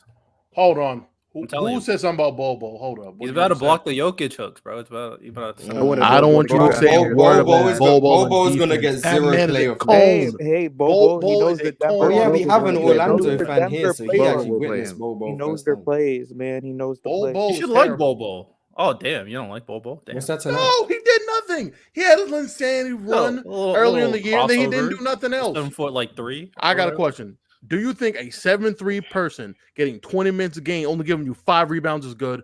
That's crazy. 5 boys is crazy. But 20 minutes. He got but he's not a constant- rebounder because when a team He misses a is shot, 7'3". but he's Mars, running the floor. He's trying to get out in Franz and transition. Paulo get bored. Mars, Facts. That's no. that's the And point. He's to be just trying to get in the open floor, so he's not focusing on And getting Markel rebounds. gets because bored. he's got Paolo and To be Wendell fair, He gave, Martin. oh, my Magic bad, my players bad. get The called 9 out. points in the open field, the 9 points. The 9 Bro, he can points. dunk on the guards that try to come back and play defense in the transition. Everybody can dunk There you on go. guards. But that's the Yeah, Bol Bol point. could do it better. He's a mismatch in transition because of how he runs the floor. It's going to be everyone smaller than him, and he's able to get to the front of the rim and just finish. That's more valuable than him getting an extra 2 rebounds. Bro. So think about it. Bro. I think Bol Bol's trash So too. you're saying No, he's I going think to he's get trash. out in transition to get the ball Yeah, over Bradley he's not Beal, great. Booker, and KD. I mean, Devin Booker can make some nice outlet passes. Who you want to pass to, KD or Bol Bol? Hmm. That silence says a lot. On the line. No, because silence- you got to think about it. You got to think about it. With You Bol gotta think Bol, about with giving it to Bol Bol? This is a real running question, the man. floor, KD now can Hold on, let me space look the at Bol floor Bol. and give Bol Bol Paint space to finishing. operate because Bol Bol with his skill set could be the 4th star that Phoenix really needs. If you think about it, He'll shit to So give you start Bol 9 Bol points over in Aiden 20 and have minutes Aiden on the win Sixth Orlando Man of the Magic. Year? Where 9 one points in ball- 20 minutes means if he's playing 40 minutes, that's 18. Hold on. We may A have role something player, there. bro. You're I going hate to Chris play Paul. Bol 6 Bol 40 Aiden minutes? 6th Man of the Year might be on the way. I mean, with Phoenix depth chart, are you sure that's out of the question? Damn. Mm. Damn. I There ain't we gonna go. lie. Damn. Hey man, anytime Aiden is pouting, put in Bol Bol. There you go. You got it. And then now, but in everyone's gonna all run to the paint. seriousness, I think Drew Eubanks is going to be ahead of him in the rotation. He is going to be ahead of him. I like I- Eubanks, so I'm not. I think Bol Bol is just not good. And Who's hearing the like other dude NBA they got from players, hearing Brooklyn? NBA players talk about Bol Okay, Bol is listen. annoying. Watanabe, This is he's Bol gonna be Bol. good This for was them. Bol Bol's percentage at I agree. finishing inside the paint. 67%. Hey man, Are you Are just you going to guys- criticize him because Where? it's not higher because he's 7'3"? Yes, you can't. Right, say Bol that. Bol- He's like 190. See, You're 7'3". Isn't he like 30 years old? They don't know his how age much or does something? What? They don't know his Bol age. not that- that old. that- Think of Manute Bol. That's got to be racist. That's gotta be No, racist. they said they don't know his age. That's got to be racist. I'm sorry, that has to be racist. How's that racist? Bro, That has to Bol be Bol racist. is not. Bol Bol is Bol not. Bol's like 20. I got a question for y'all. Yeah, he's Who like y'all think is 20. the Yeah, next he's very superstar young, to bro. leave their team? Huh? Who y'all think is the next superstar to leave their team? Like I went out. Dang. Joel. Who do you count if as they a don't, if superstar? they don't, if they don't go anywhere, Who do I Joel's count gonna as a be- I see it. superstar? That's a he's like good top 15 question. player. Is that what we're talking about? The answer is Dame. What are we doing? Dame is the next superstar to leave. They're not. I'm sorry, but they. I mean, yeah, Dame that's is the out obvious already, bro. answer. Dame is out. Dame's out, bro. Yeah, that's I mean, obvious. he's not out yet. He's still there, but yeah, I guess. I think he fits if they don't trade him. He gonna lose money. They're going to be Probably the same not. seed. If I think Portland might sit him, to be honest. They're going to do the same thing Harden did. He's going to play in the beginning of the year, and then they're going to trade him around December. Not mad at that. Superstar to leave their team. You count James Harden? Yeah, I was going to say James Do I Harden. count James Harden? I think that call him Clippers a team is going to be superstar. all-time comedy. Would you count Kyrie and KD? Nah, They got I traded. don't think Like either of them are Kyrie. leaving. I don't think they're Yeah, going to leave. I don't soon. think so either. Oh, I thought you guys Donovan talked about people that Mitchell. were leaving. Oh, do I count them as superstars? I don't think Donovan Mitchell's gonna leave. No, Donovan Mitchell apparently is not interested in extending. He may leave. Doesn't he have like 3 years left anyway? I mean, How many years does Giannis have man. left? Like Giannis signs his extension in 2020. 20. So So he's he's probably got like 3? 2 or 3, yeah. Yeah, something like that. He's a That Bucks may be something to lifer. watch out for. Nah, he's already I got his don't chip. know, He man. can- I don't know, man. I don't trust him. He in that villain mode, man. He could join Luka in the Mavericks. No, he's a Ew. Laker. My boy. That would be a crazy Ew, team, though. nah. Luka Giannis, the next Kobe Shaq. You feel me? People are saying Luka in the Disgusting. chat. Luka, No, Luka Luka's. next? Oh, Trey Young. Trey Luka Young is a good owns that. answer. Joel is out before 2024. That's real. it depends on the next I two trade him seasons now. for Luka I trade Joel Doncic. Embiid right now. If Dallas don't make a deep postseason run this year, I wouldn't be surprised if Luka asks out. They're I going to make a wouldn't deep play. either. Would you trade Luka if he asked Hot out? take. Mavs. And I'm not Westbrook trading top Luka five. for anything other than like Wemby. You wouldn't trade Luka for Giannis right now. No. No, Mm. he's younger than Giannis and Jokic. Like, Would good you margin, trade? Would you too. trade Luka for a package of Portland players? No. Scoot, No, I'm not trading Scoot. Luka, man. What? Are you crazy? You're not For trading for Scoot. Luka, I'm gonna need Dame, Scoot, Shaden, and like I'm not four doing picks. it. I'm Me not too. doing that. I'm not doing it. The either. only person I consider is Wemby. The only person I'd consider is Wemby. That's it. I wouldn't do How many Wemby either, contenders do you guys personally. Neither would think I. there I'm saying is that's in the only West? one I consider. Everyone else, I'm not even picking up the phone. I think there's Yeah. only 4 contenders in the West: Which are Dallas, Phoenix, Lakers, and Denver. so Golden State have no shot. Dallas That's what I has a was about to contender? say. Warriors just Hey like, man, yeah, hey bro. man. Honestly, you know what? Man, Warriors they to know win it's this done year. Chris too. Paul They needs a ring. traded Jordan Poole for a salary dump, man. They know. I'm gonna believe them. Well, I mean, why at did the very Dallas why are Dallas more contenders? Dallas than over Golden State? Memphis? Why we just- Oh Dallas? yeah, over Memphis Like, definitely. Because we already know Dallas is gonna have a great offense, and I love the defensive pickups they got. But I'm pretty sure Golden State are going to have a good defense, and I'm pretty sure a Steph Curry offense is going to be viable in the postseason. Is it not? Yeah, but Klay, he's gonna decline again this year. Chris Why? Paul, we don't Why know. is Clay going to decline again? Because Another He was better this year than he was in his first year back. If anything, he's trending upwards. if anything, he's gonna stay this way. Stay the That's same. perfectly fine. Now at least he hasn't gotten worse. So we got the same Clay as last year. We Okay. have Steph, which is. Do you think Steph's going to decline? No. So we got a top 3 player in Steph. We got Wiggins. Draymond, who's a top 5 defender in the league, in my opinion, at least top 10. Andrew Wiggins is probably one of the better 2-way players in the league. I mean, Mhm. he's gonna play more this time. not doing that. Kevon Looney in the postseason turns into Dennis Rodman. Like, Facts. sounds like a contender to me. Kevon Looney's money did Hey, it. man. Bro, Bro, we don't yeah, care you- about nothing else. when he Chris Paul just Yeah, gonna the, make the that Warriors, second, even if the Warriors make the before, playoffs, bro. they're gonna be a lower seed and they're gonna have to face one of the higher seeds. I don't see them making it. I think they'll be. I I can think see- they'll be. I I think think he's Golden gonna State will make be like a 5 seed. I think they'll be like a 5 seed. It'll be like a 4. I I think just they'll hope play they a don't 6 play seed and play Dallas like the first Lakers. round. I want that rematch. Lakers You Warriors. said you chatting, Mars. You think the Warriors are packed up. You don't believe that? I think they'll be a That's what 5 you seed. I don't said. think they're going to win a chip. I said 5 seed. I mean, I don't And know. who's the depth they have? Who you got? Chris Paul coming off the bench. GP2. They got GP2. They got Jonathan Love Kuminga GP. hopefully taking a jump for them. They got Moses Moody hopefully Warriors taking don't a have jump. Come defense bucket. outside of Curry. Clay Damn. better. That Who else bench do they have? sounds worse than. They got Cleveland's they got bench. Dario Saric. That one rookie. What's his name? Podjemski. Wait, hold on. He Drink has a more nickname, water. right? In the chat said No idea. They also have Jabari Trace Jackson Smith, Davis. Jalen Green, saying AirPods. Whitmore, and iPods? 5 first for Something like that. Luka. So the Which entire Green is that? roster- It can't be Jalen Green. It's not Jalen Green. It can't be Jalen. I just think Of that course it'll be Dallas Jalen. has. No to that too. The better two players. I'm saying no as a Houston fan. And no, better I don't want to. God. So what would Dallas starting lineup be? Luka, Kyrie, Josh Green, Grant Williams, Derek Lively. Outside Kleber. Yeah, I don't think Derek Lively starts. Well, wait. Didn't they get who they got from the Kings in the trade? Rashawn Holmes. Holmes. Yeah, I would stick with Dwight at the beginning of the year, and then Dwight Powell. No, you have to because he knows. And then you got Maxi I'm not Kleber. starting Dwight Powell. Maxi Kleber off the bench. I like Maxi Kleber for his versatility, but when he got hurt and then came back and he didn't look as good. But and then who was that other rookie last year that was doing good? Ticket had Kelly Oubre as a top Jaden Hardy. Jaden Hardy, he's good as just a bucket. Yeah, Jaden Hardy gives me Cam Thomas vibes, but I think he's better than him. And then you can do Derek Lively and see how he progresses through the season. I just like their depth, man. Yeah, I think Dallas are a good team. I think they're going to be in the postseason this year, definitely. The West is hard to call. I don't know who's going to finish where. I still need to see where everyone ends up. But the West is looking extremely exciting, but I still got Houston coming out the West. Agreed. Hopefully the Lakers stay healthy so Anthony Davis is your 2024 MVP and DPOY. I don't know. He's not going to play enough games. The AD Defensive Player of the Year shout is very solid, but I don't think he's going to get it based on games. I really like the Lakers, especially AD, but DP. I don't know how just LeBron's don't get gonna him look the this ball, year. dude. Like it's just People are gross. just Because you don't give him the ball in the paint, he looks kind of.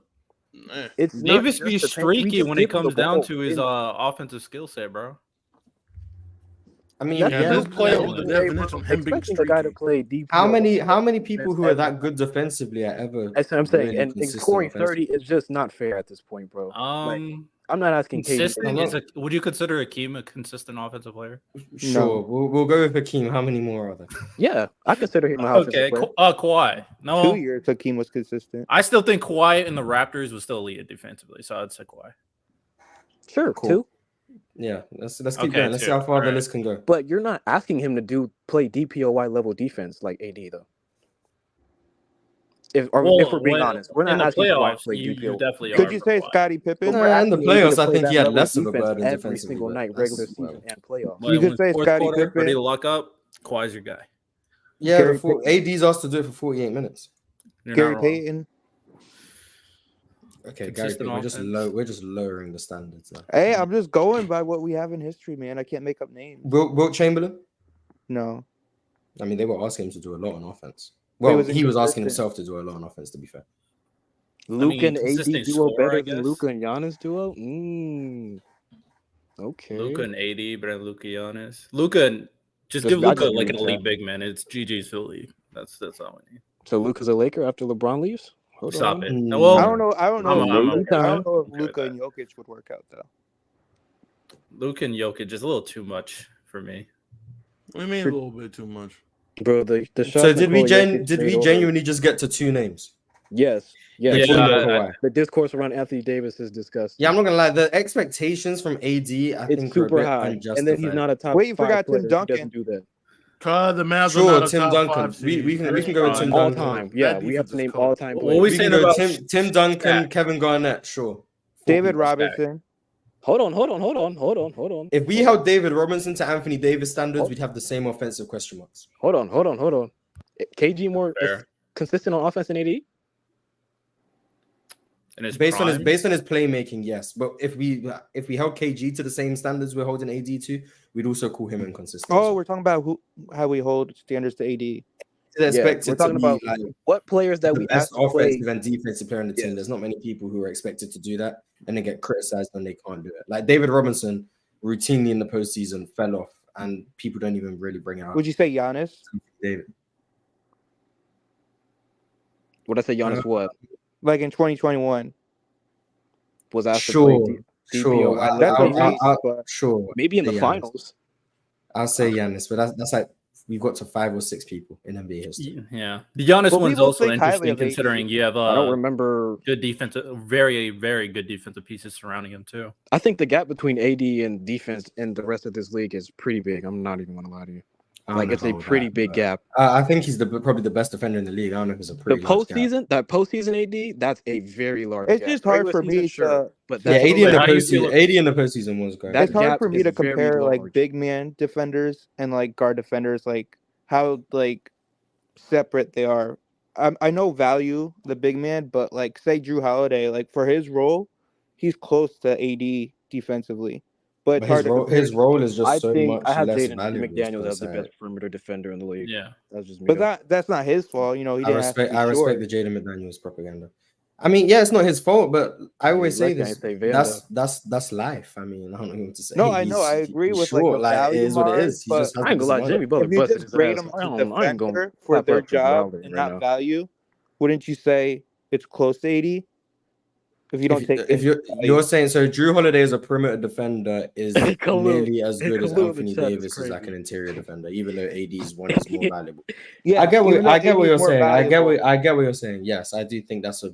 Hey, Khalil in the chat said Drew Holiday not a better defender than Alex Caruso. I'm here for the Alex Caruso. Oh yeah, I saw the list. Players Trace made top 25 defenders. Davion Mitchell was above Alex Caruso. Wait, you say what was the list? Oh, that's disrespectful. I've seen like little pictures. I saw Kelly Oubre was on the list. I saw Davion Mitchell was above Alex Caruso. I think Draymond Green was like not top 5. There was a few. Someone in the chat before the stream said Ticket or Bob said the Lakers were winning with Boogie instead of AD. When? I don't know. I'm gonna read some super chats because that's a bad take. They said 2020. Yeah, it said that if you put prime LeBron and prime Boogie in 2020, they win. Yeah, they lose badly. And then they're just like, you're gonna. And then I remember someone brought, I think Gifted, and everyone brought up the point of you're gonna play Dwight and on defense. Dwight and them on the same floor when you can't because there's no spacing. Yeah, that was a horrible take. Ticket said they only won 34 games, so AD must have not been a great defender. I mean, I'm not gonna lie. I've been reading comments on like the panel because I haven't been on. Some of the takes I've been reading in the comments from like stuff that have been said on the show. Bad. I saw apparently Derrick Rose is better than peak Steph. I don't know where that came from. That was Ticket too. I listened to that. And the thing I heard was apparently Jamal Murray and Derrick Rose are equal. But Derrick Rose is better than peak Steph, which would also imply Jamal Murray is better than peak Steph. So that's like, I don't know what's happening. I don't know if offseason is making things go slow, so you have to troll to get the views. I don't know. I haven't been there, but the stuff I've been reading is bad. No, Mars. Here's what Ticket's explanation was. That Derrick Rose was better than peak Steph because Derrick Rose, the reason why they won 60 games, and that Steph played at an MVP level in 2020, led the league in scoring, and they didn't make the playoffs. With I think he said with Draymond there, and excluding that, that whole team was doo doo. So that's why they got the second overall pick. Bringing up 2020 is nasty. Yeah, and I was just like, I was thinking Ticket is like top tier win biased. Like the Bulls had a good team when D-Rose was in his prime. Yeah, it's just when you have like. Yeah, I don't know what Ticket was on, but that man was on something hard, man. Whew. Yeah, so some of the takes I've been hearing are quite bad, but I just want to shout out to Grossify in the super chat. He never left a message. I mean, in the PayPal, he never left a message, but shout out to him. And Jackson Williams asked why I haven't been on the panel recently. Because it takes like Derrick Rose over peak Steph Curry. That's why. What do you think about Rose over Nash? Nope. Not even close. Is it close? Nope. And for another take that has been on the panel, thoughts on Ticket putting Kelly Oubre as a top 25 defender. They put him on that list? What the fuck? I don't know. I feel like I could pretty comfortably name 25 defenders better. Where was Jared Vanderbilt on this list? He wasn't on the list. No, I said where was he? If he wasn't on the list, we're going to have an issue. I don't think they had a lot of people on the list. They didn't have Rob Williams on the list. Yeah, I'm not gonna lie. I feel like we could pretty easily get to 25 defenders. They didn't put Derek White on the list. No, my goodness! Like you can literally just go to all defensive teams and then just go from there, and just it's a good starting point. Yeah, Mars. It's been a bad showing without you, Dub, and Low. It's been Vinci. Yo, what's up? What's up, Mars? It's been a bad. The panel's been a bad showing. I mean, some of the takes I've been hearing that they're quite bad. So. Oh no, Mars, real quick. I want to give you this take. So today I was told that prime DeMarcus Cousins was close to a defender to Anthony Davis on the perimeter. I was told if you take out Anthony Davis, I need you to attach names to these takes. I need you to attach names. Oh, my bad. Jalen said that. Oh my God, that one. Holy shit. Discourse, bro. And then specifically, I was arguing with, I believe, maybe Ticket on if you take Anthony Davis off. That was Ticket. Yeah, that was Ticket. And I asked him, well, why is that? And he said, well, I think DeMarcus Cousins is probably going to be a better offensive player. DeMarcus Cousins didn't even play a game when we signed him. He could shoot threes, though. He could shoot threes. Y'all remember that he could shoot threes. Yeah, they were saying. Listen, I hate this because, like, I love DeMarcus. I think DeMarcus was good, but we cannot overrate these players to this level, bro. It's just ridiculous. Anthony Davis defensively alone is the reason why LA won, because their version of going small had LeBron and Anthony Davis in it. They didn't have to sacrifice anything on either end. So putting DeMarcus there ruins what that team is. Yeah, really bad. Because then you would have to you would need rim protection and you would need wing defenders to alleviate that situation, and the matchups wouldn't work out. They would pick you brought up JaVale McGee and Dwight Howard. Saying the Lakers put elite defenders around Anthony Davis, so he is elite defender. Have elite defenders around him, and I'm like, JaVale McGee, 10 minutes a game, elite defender. That's what we own. Like, no, they should have named KCP and Caruso, but like, I have a question for context real quick. How come when like we rank like Caruso in the minutes, like how come like the minutes is such a big factor in that when y'all kind of rank Caruso? That's my question. Yeah, so to be fair, like the fact that Drew Holiday and Caruso have similar responsibilities, and if you can really say, for the most part, if you're counting the minutes, you would say that Drew has more responsibility in being a point of attack defender, in being a guy that's guarding ones and twos. I think the fact that you're playing more minutes, naturally, you have way more responsibility, and the chances of you getting tired and having mental lapses is going to show way more versus you're in and out of the lineup, you're coming off to the bench, you're not guarding the automatically the best player off rip because you're coming off the bench compared to the starters. So if you're going against the B team off rip, yeah, you might have an advantage defensively compared to Drew Holiday, who's going against Jimmy Butler's, the Zach LaVine's things. I mean, you know what I mean? Like, so I think you got to factor in the minutes for sure, especially. But I think it's a hard argument because I think Drew Holiday like has more to carry than Caruso. But at the same time, because of that, Caruso's defense shines a tad bit more because he has less of it. I think in a vacuum, it's actually very arguable. I think people will just say that Drew clears because of his reputation as a defender. But what Caruso did with Lonzo Ball back when he was healthy that year, he was like by far like probably the best guard defender in the NBA. And not only that, I want to also counter that with also like Caruso does have you can make an argument that Caruso right now has less defensive help than Drew Holiday. He doesn't have an argument. It's not argument. Caruso has Vucevic. He has Vucevic, LaVine, and DeRozan. Like actually, it's not an argument. Those names not an argument. So like, that's the point I was gonna make. Drew Holiday might play more and have a larger burden, but he also has Brook Lopez and Giannis. Agreed. Great argument. Caruso has no one who's capable of cleaning. Like, really, Billy Donovan as his coach. That's true, Mars. Really, the only argument you can make but for like Drew Holiday has Bud though. I mean, Bud's a good regular season. Bud's a defensive coach. I don't know that playoffs. Yeah, you said in the playoffs he's not great, but in the regular season he makes pretty good defense. Caruso and Lonzo, when they were healthy, was like a top 10 defense in the league. Yes, and even without Lonzo, he was able to have an impact. So I agree with you guys. I think the impact does shine out more. But also I do have to say, like, due to the fact that it's less minutes, yes, your spurts and your defensive impact does shine more. Because of you don't have the mental fatigue and the physical fatigue versus Drew, who has that, starter minute mental fatigue and physical fatigue. You know what I mean? Despite having the help around him, but he's still like, you just on the floor more. You know what I mean? You're running more, you're doing more things, mentally. So I just got to see more out of Caruso. That's all. How you guys feel about this though? My question is this, right? Let's see how overrated Holiday might be. Do you think he's a better perimeter defender than McDaniels was last year? No, not even close.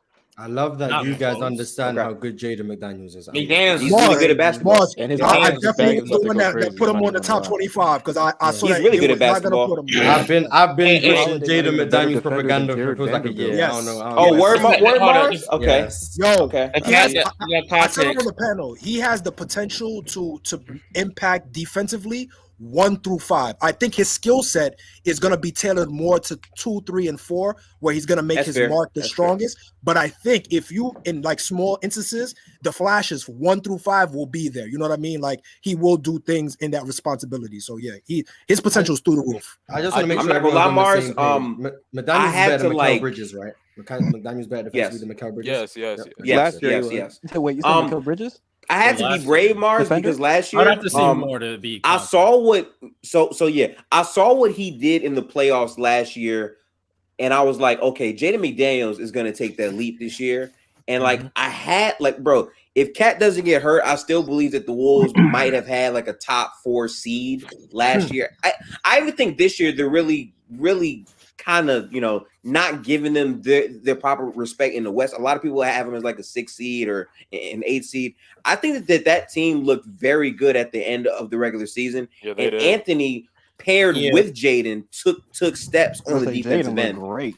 Yeah, I think the Timberwolves are better than the Warriors, bro. Defensively, that team. I'm mad you for saying that, honestly. That team defensively does have a lot of potential. They're not better than the Mavericks. Like outside of Cat, they have they have good defenders on McDaniels. Mars, I got a dip. So. And I just think if you count like their 9 best players, they have great quality players 1 through 9. All right, Big Storm. Yeah, they do. They replaced Jordan McLaughlin with Shake Milton. They brought back NAW, Nas Reed. They replaced Torian Prince with Troy Brown Jr. was like a minor downgrade. Gobert's going to be healthy. Cat's going to be healthy. Anthony Edwards, year 2 Gobert in that system too, man. Like he might really. You'll never get me. I really think that team's going to go. That's not the concern for me though. The concern for me is honestly Cat, man. I feel like Cat he's the messes up their. Yeah, like he messes up their. He's a concern for the role that he's in. That's right. Yes. I agree. No, he's a liability. But basketball identity wise, but that's the thing because he's defending 4s. He's defending the perimeter. That's the problem. Right. You're still bad at the 5s. I think it's a very small sample size. Again, he was hurt for the majority of the season, right? That's true. He looked bad at the beginning. At the end of the season, though, that team was really figuring things out. Yeah, he was fine, they really were. He was doing better. So they saw the Lakers in the play-in. I think that I'm gonna be honest. I think other than maybe the Lakers, I think the Timberwolves defended the Nuggets the best.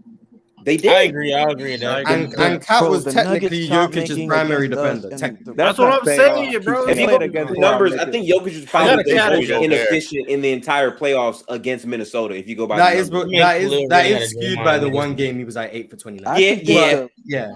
I think that game was watching that game back. I was like, damn, that was tough, right? Because he was missing wide open jump shots at the So do you guys feel like Cat can fit? Oh, my fault. Yeah, Go. Oh, you good? Well, I'll say this: with everything we're saying about the defense on the Timberwolves, and all these are good things. Hopefully, Cat can work on his foot speed. But I'm not a Gobert believer. So once it comes to this playoffs, I'm still unsure how this is going to work with Gobert being on the floor, especially when they play a team that kind of plays in space. Like Nuggets are the obvious one, but let's say even the Suns. Like I don't think they're gonna, depending on who they put out there, I don't think they will defend the Suns well. I don't think they'll defend the Warriors well. The Mavericks depends on who they put instead. If they put Dwight Powell, then I think they're better than the Mavericks. I'm not gonna hold you. They can beat the Mavericks. I'm gonna take that bet. And Luka, I believe. I think it's entirely dependent on their mobility on that side of the ball. Which is why Cat and Rudy is a bit suspect for me in the playoffs because of that. But Rudy only looks so bad in Utah because of the perimeter defense. I do want to say though, like that hardcore in terms of like size and like offensive rebounding, like Cat and Gobert were securing many possessions for their team. That's why I think if they have another year, you can get it even better. Cat is questionable though, so I get it. I do. That's the thing. So I do think Cat's 3-point shot will come back this year though. He was at 34. Oh no, most definitely. Mars, there's the proposition I would do. For me, I feel like at this point with Ant's development, I think that Cat has to make a concerted effort in his play style on that team. It can't be this like sometimes I'll drive, sometimes I'm in the post, sometimes I'm in mid post. Like the versatility of his game, I think he needs to reduce, and I think he needs to like be able to complement Ant's scoring, being the number one, and then just taking a role as being more of a spot up shooter. I think he has a great jump shot. I don't mind him just being just a shooter. You know what I mean? Like he occasionally you go in the post if you have a mismatch here and there, but where it's just 1 minute you're in the post, 1 minute you're trying to drive. It's very Julius Randle-ish where it's like it's not but there's no consistency with it. You know what I mean? Cat always has a mismatch. Hearing you criticize versatility is like something like I just that's crazy. No. So I have a question. Wait. At this point, who do you think is the better scorer right now, Ant or Cat? Who do you think is the better scorer at this point? Ant. All right, got you. But no, I will say that I get your point, but I don't agree. I think the main issue with Cat offensively is you can put smaller people on him, and he's inconsistent at creating constant advantages. In that Lakers playing game, Cat was looking dominant, but he lacked consistency in the second half of that game. We don't question the skill; it's just a matter of consistently doing it at a high level. You can put a guy like maybe Brooks on him or whatever, and he just makes the game harder than what it really should be. You know what I noticed? There's a lot of star players, young guys. Yeah. You know what's great to notice something like in NBA now? It's kind of like a lot of players now. Like I feel like we want to elevate them highly, but it's like some of them just lack consistency that we need to see, like a Jason Tatum. Jason Tatum, I feel like Tatum's really better than what he actually is. It's just the consistency in his game. Same thing with like that's my boy. I'm trying to think a lack of consistency would make you worse. Yeah, that's I agree. Yeah, it does. Yeah. Well, so I guess my question is context. I wanted to talk about your driving point. I do think Cat driving is literally like a huge positive for him because his ability to attack closeouts off his. I think that's the best thing he does. Like he's one of the best driving bigs in the league because the reason why I say that because of the spacing. He's a really good decision maker when he drives too. And that's the reason why I'm not saying that him alone doing that, but within the team structure, right? Like because to me, I think Ant is very great going downhill, right? And I think due to the floor spacing that Gobert is there as the lob threat, sometimes the floor kind of gets convoluted, especially in the beginning of the year. I know you guys notice when sometimes they're kind of like Cat will be in the mid post and Gobert will be in the dunker spot. There would be this like uneven floor spacing, and then Ant wouldn't be able to get his dunks. Remember, he didn't dunk until like maybe 20 games into the season. And that's true, but the tough part about that is like Anthony Edwards, I'm pretty sure came into the season out of shape, and Cat had he did. I think some type of bacteria. I think for like he lost like 15 pounds. I think. Yeah, something like that. It's hard to evaluate them because they didn't have like an honest start. The start was bad. I gave up on them after about 6 games. I'm not gonna lie. But to be fair, though, Ed did make a comment about the floor space because they asked him. They said, "Yo, why you haven't gotten dunked yet?" And he said, "They said that too." Yeah, you know what I mean. He did say that. That's why I said that there's a little bit of. That's why John needs to kind of take that same advice as well. It could be a coaching thing. But it might not be. I think Anthony Edwards needs to add that in between game just so because he is no. And the passing needs to develop as well. Just not very good passer at this point. But the lack of a mid-range game for Anthony Edwards is probably what holds him back because it's very. That's a lot of players. Like a lot of these young players are like James Harden-esque right now. That's why I said I agree with that. Yeah, only painting 3. Yeah, like there's no players that operate in mid-range like Devin Booker. I will say though, I do basketball. think Basketball had a great promise last year though. You know what I'm saying? He had to deal with the pressure of being the one without Cat there, so he was able to really develop. He ran a lot more ball handler positioning. They took the ball out of D'Lo's hands more, and I think Conley fits in well with that too. Like Conley unlocked Gobert way more at the end of the season. That's why I kind of put more stock in how they looked at the end of the season. That's than a fair the beginning. Yeah, he did that in Utah. Also, Also, the fact that at the end of the day, you have to realize that Ant had to not only adjust to Cat in the beginning, but now Rudy Gobert with a completely different style. Yeah. He had to transition to a center that's going to stay in the paint, stay in that block, maybe try to look for a lob, and that's completely different from Cat, who's going to try to space the floor. So, and that's why the offseason is so pivotal for him, because they got to get like now they have time to like get used to each other even more and build off of what they did last year with Jaden potentially having another leap. Anthony Edwards, of course, continuing his progression as a player. And year 2 of Gobert, who, you know, I still believe is a really good plus on the defensive end, having another year to adjust and understand the new system situation he's in year 2, they can be a much more productive team overall than what they looked like last year. Like, their development comes with time more than this splashy offseason signing to me. That's a fair point. So I feel the same way about the Mavericks in that aspect. Yeah. I think that it's I wasn't high when they first traded for Kyrie. I was with Dub. I was the same way. I said, to be honest with you, this was a throwaway season. Honestly, I think they were just going through the motions. How I felt. And I think that they wanted to go through it where, we have a full offseason. That's why I never believed that Kyrie was going to go to the Lakers, all that stuff. I feel like he wanted to play with Luka. I think he was comfortable. I think he likes playing with those teammates. And I think the defense, once they was able to shore that up, I think you're going to see a way more, because I think I'm fine with Kyrie's off ball. I think Kyrie's off ball is not as good as his on ball, but I mean, it complements it very well. I don't think it's a big drop. You know what I mean? It's good enough. Yeah. Actually, I have a question for all y'all though. He's gonna blow this team up. Watch it. What you mean, Ray? He's going to pull an answer. He's going to blow this team up. I'm not jacking that, Ray. I'm not jacking that, bro. Don't throw that in there, bro. Don't throw that. That guy's been a bane on my side for years, bro. This guy fucked up Cleveland. He came over and fucked up Brooklyn, and now he about to go fuck up my Mavs. No, he's not going to do that, bro. How many teams? He didn't mess up. He didn't mess up. Listen, Brooklyn. He did fuck up Brooklyn. I'm not Brooklyn. I'm not off the court stuff. I'm not gonna. Well, I want to debate that because it's a real hoop talk, but that's not fully on Kyrie. I just want to say that. Yeah, he didn't fuck up Cleveland either. That was the Warriors. But other than Mars, other than Houston, what teams are you excited to watch this up and coming season? OKC. OKC gonna be fun to watch this season. I think the Mavs gonna be the most fun I'm to watch interested this to season. see the Spurs just because of like Wemby and like Jeremy Sohan and Devin Vassell. Wemby, Sohan, Vassell. Mars, Devin Vassell. I'm interested. Yeah, I ain't calling Devin Vassell Kawhi, but I'm interested in watching Detroit now with Cade back. I'm sorry. As long as while Killian Hayes and James Wiseman are on the roster, watching Detroit is gonna be. I know it's an ugly watch. It's hard as a Detroit. I'm not gonna lie, Mars. I can't do it, bro. Mars, it wasn't ugly watch. Wiseman. Watching him in summer league, it pissed me off. I'm not gonna lie. Listen, I'm not gonna lie to y'all, bro. I had hopes for James Wiseman as a Warriors fan just to get better because again, he didn't play any college. Jesus Christ, outside of like 3 games, he got injured for his first 2 seasons. But seeing him like play extended minutes, like. He is just a fundamentally bad basketball. No gifted. I went to a Hawks. I went to a game live. I went to it wasn't court, so I was like the 100-row seat. I went to a Hawks and Detroit game live.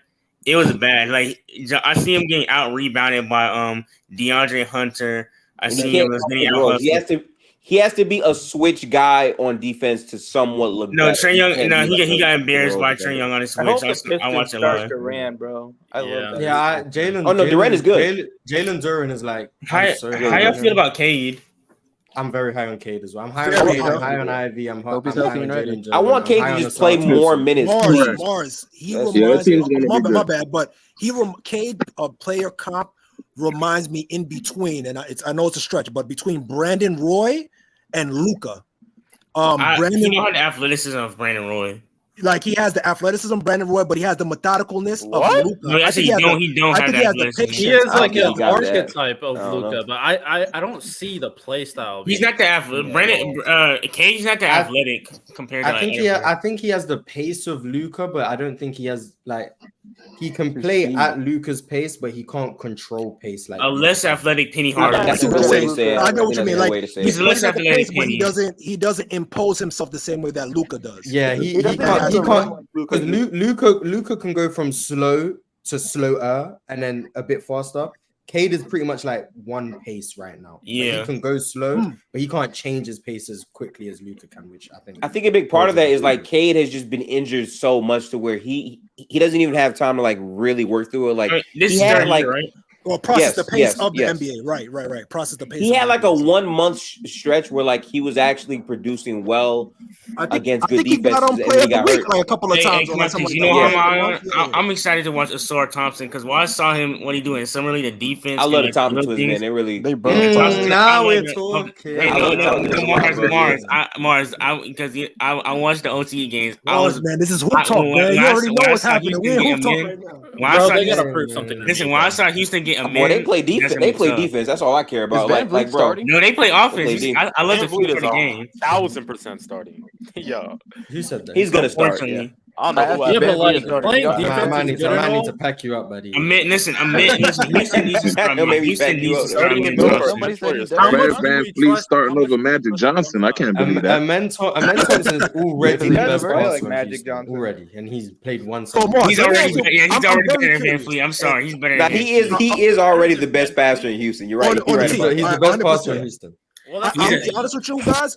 Once I saw Amen Thompson's the second best passer in Texas. I don't know what to tell you. He's the second best passer. He's the second best passer in Texas. He's not lying. He's a better passer than Kyrie. He's a better passer than whoever you want to say. He's probably a better passer than Kyrie. That's probably not crazy. Not even probably. He's the second best passer. He is the second best passer in Texas. What about Sengun? Sengun's not a better passer than Amen. Sengun's not a better passer. Hell no. Yo, people don't realize. He might be right. Hey, Sengun's like. He's baby Sabonis. He's baby Sabonis. Oh no, you're lying, boss. That is an excellent agenda right there, man. No, I won't call him baby. He doesn't run as many handoffs. So I think that's just because our offense was bad. He'll probably run more handoffs this year, and then I'll call him baby. So Houston got Magic Johnson, Michael Jordan, Let me ask this question though, T.I. Would you start Amen Thompson? Would I start Amen Thompson? Yes. Yeah. Would you start Amen Thompson? Yes. I don't care who's Jalen Brown. No, over Fred. Fred VanVleet. Yes. I'm sorry. Okay. I'll start Fred. My starting lineup would be Amen, Jalen Green, Dylan Brooks, Trevor Ariza, and Alperen Sengun. And you know how athletic that backcourt is. You know how athletic that backcourt is. I think it's between us and Portland for the most stuff. What about your boy Cameron? What's his name? Portland has Cam Whitmore would be off the bench. Cam Whitmore and KPJ. Cam Whitmore, Tari Cam really might not play. Jock Lando, they'd all be off the bench. Yeah, Cam Whitmore, unless his playmaking develops somewhat. Yeah, he can score. But I like he reminds me of an aggressive, like a more aggressive Rudy Gay. Like he has like the skill set, he can do all three levels, but he just has like more of a motor. I don't know if I see the Carmelo because I think he's not as polished as Melo coming out of college. He's not. But I see more athletic full court player. The frame is there, the strength, the ability to finish around the rim. Yeah. He's not close to his, especially in like the mid range. He's not close to. My goodness. No. I can see it. He's more explosive though. He's a better Jalen Brown. He's a better scorer coming out of college than Jalen Brown. Unfortunately, like a fast break player that can catch the ball, catch and shoot. You know, they're both great in transition. They're both like they can shoot the three. The handle is meh. The there we go, Mars. I see it. Jalen Brown's a better defender. I think Jalen Brown's a better athlete and defender, though. Athlete, no, I'm not gonna guess. I don't know. Jalen Brown stop gassing up Jalen Brown defense. I'm not gonna lie. I think Jalen Brown coming out of California, that defense was. And then he decided I'm not gonna play defense anymore. Yeah, he doesn't play. I'm talking about coming out. When Jalen Brown went number 3, I was extreme. I didn't think Jalen Brown was going number 3. But that's supposedly that was a huge shock to me. I wasn't very high on Jalen Brown coming out. Who is this? Your guys are underrated. Do you believe that Tatum is the number 1 option to lead your team to the championship? Yes. No. I love this question, man. No. Yes. See, you know the answer. You know the answer. Hey man. I love that. I've changed my tune on this a lot recently. I don't think you have to be like one of these premier players to be the best player on a championship team anymore. But how the game's moving and how team oriented it is, like, I don't think Jimmy Butler stereotypically is a number one on the championship team. But I think Miami could win a championship if they get Dame. I don't think either of them are number one guys, but I think they could win. So I've changed. Like, I think Jason Tatum is a Steph Curry, LeBron, Giannis, Jokic type of guy to where they can be the best player on the championship team? No. But do I think Boston can win a championship and Jason Tatum would be the best player? Yes. So I don't know how I really. Tatum's gonna take another leap. Like Mars, great comment. I really quickly want to call this out.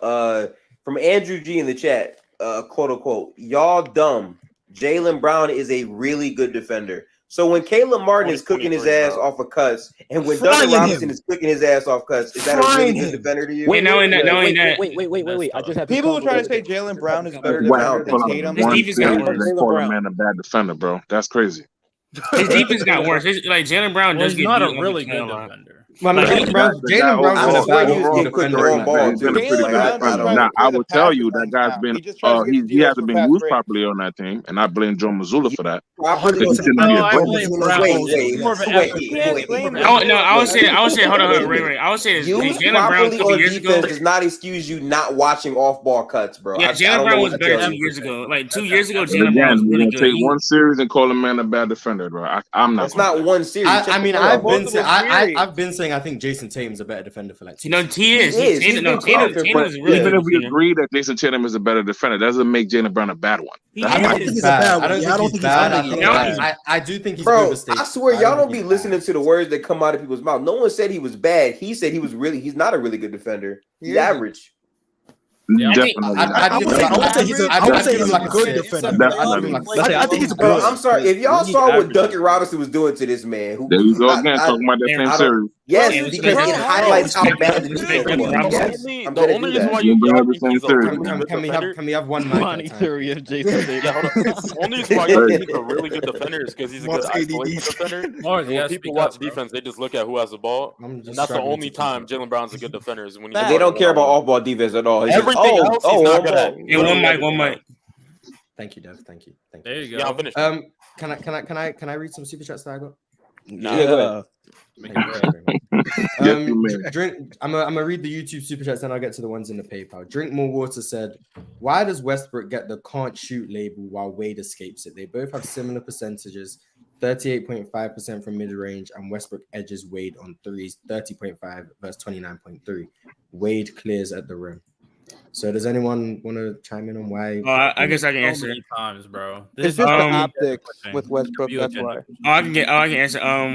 No one claims Dwayne Wade being a great shooter as well. We just think he's a better shooter than Westbrook because Dwayne Wade's a better free throw shooter and is better at the mid range. So we're comparing the two. We're not saying Dwayne Wade's a better, like a great shooter all the time. We're just saying he's better than Westbrook when we're comparing the two.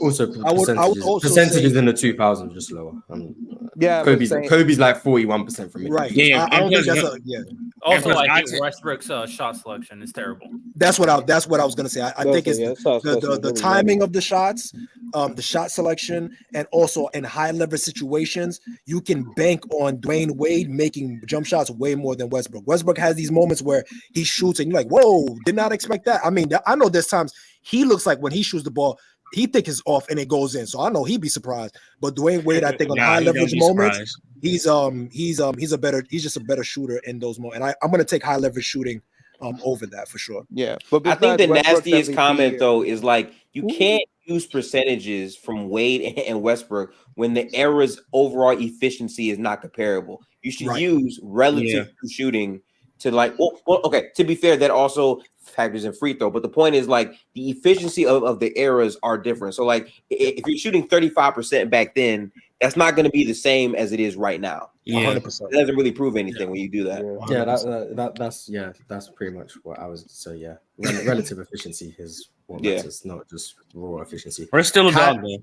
Kai said Ant is top 15 and will be top 10 next year. I disagree with both of those. I disagree with that's both. not. And is number 15 for me if I'm not counting Zion or Jalen Brown. I don't know if I can get Ant to 15. I can't get him, but I don't think Ant. I like Ant. I'm not gonna lie, but this is let how me I ask know everyone here. Ant. Ant or Shea. Shea Gil's just Shay's above. Nah, Stay right now. Shay's 14. For right now, though, Mars, I think by next year we're having a different conversation. No, Okay, no, that's we're fine. not. I agree to that. think No, by that's next context with you. I agree to that. I don't think we are. I don't think we are. If we having a different conversation because the numbers want to go down because the team is better, I'm talking about Shea. If his numbers go down, he may not average 30 because his team may just be better. I would say that. I just feel like the Anthony conversation is always great to me because even though people overrate the shit out of Ant sometimes, thank you. I know he's gonna be special because I don't care and I still like him as a player. I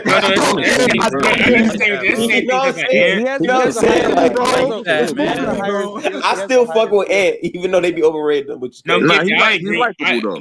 agree. And a lot of times when people talk about Ant, it's projecting instead of talking about him like right now. It's like based on potential, but he's really good right now, though. No, he is. He is really good right now. Yo, Mars, I just don't think he's get 15. up out of here. Salute, my brother. It's always a pleasure, man. If we about to jump in Among Us, let me know. I'm gonna hop in, get that cracking. Yo, content trade still better than salute. Appreciate you for tapping in. Peace out, little man. Be safe, Context. All right, see you later. We got a couple. We got one more super chat, and we got a few in the PayPal. We got Mr. E said the most overrated players. Mobley is gassed up Camby. Maxey is a closeout merchant. Haliburton is new age Stockton, and SGA. Search up his playing game card. Wolves. All right. Everyone was valid. SGA is not overrated. Mr. E, everyone was valid except for SGA. Where do y'all have SGA at to be overrated? Some people have top 10. Top 15. SGA for me is definitely top 20. I don't know if he's top 15. I'd have to make a list. He's top 20. He's definitely top 20. And Evan Mobley, I don't know how you got gassed up Camby. Yeah, I don't know why. I don't know how he's overrated either. He is overrated. I think it's because he didn't take the offensive jump. Wait, how's Mobley? That's what it is, Mars. People overrated. The big thing with Mobley is people love his potential to be like an amazing defender for years to come. But nobody goes like currently Mobley is like one of the best players in the NBA. They say he's one of the best defenders, but people criticize his scoring, criticize his aggressiveness. Like, yeah. Oh, they that's can't wait to put him up KG there. right there, man. That's baby KG. Yeah, you get shit like that. They have been saying that a whole lot. Yeah, bro. They say Baby Duncan. Right. That's nasty. So nasty, bro. Two big men though. The potential, bro. You gotta right, that potential. I'm not gonna lie to you. I want to see real quick if y'all think I'm crazy, right? So I'm hearing Haliburton, I'm hearing Mobley, Edwards, Cade, all this stuff. How many of these players are better than Jalen Brown? Right now, you could probably say I got SGA over Jalen. Just Shea. You argue for Shea at best. And That's it. better than Jalen Brown. And an SGA. Yeah. I would think Anthony Edwards is better too. No, I think Ant has a very strong case. Yeah, you can argue. I think Ant does. I think Ant's better because of defense. But like Cade and Mobley, nah. Yeah, no. Cade and Mobley, no. Yeah. And Hallie, no. Oh, Hallie. No, honestly, you know what's crazy? You know what's crazy about Haliburton? I might pick something for Haliburton though. Brandon Ingram. I'm not as high on Haliburton. You know what's crazy about Haliburton? I'm not either. Like people always talk about his 10 assists and all this stuff. Like, and he had a great year. I don't want to discredit Haliburton, but like, I hate when fans kind of go based on 1 year. One great year. He is kind of overrated playmaker. He's really good. I still think James Harden's better than Tyrese. It's not even that. When people call him a top 5 playmaker, bro, like just or better than like they be gassed. They be gassing that playmaker. And they don't even care about how bad is a better shooter than playmaker. Exactly.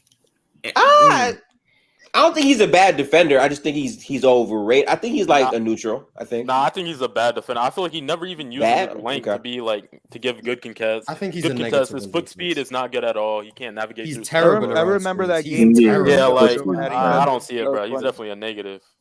Yeah, I see Jamal Murray on the Kings. He was alright. So I mean, yeah, I'm just lower on Tyrese Haliburton. Who do you guys think will be better, Cade or Jaden Ivey? Cade. I think. Really? I think Cade has. I think Cade is better to be that. Are we taking out injuries? Yeah. Yeah.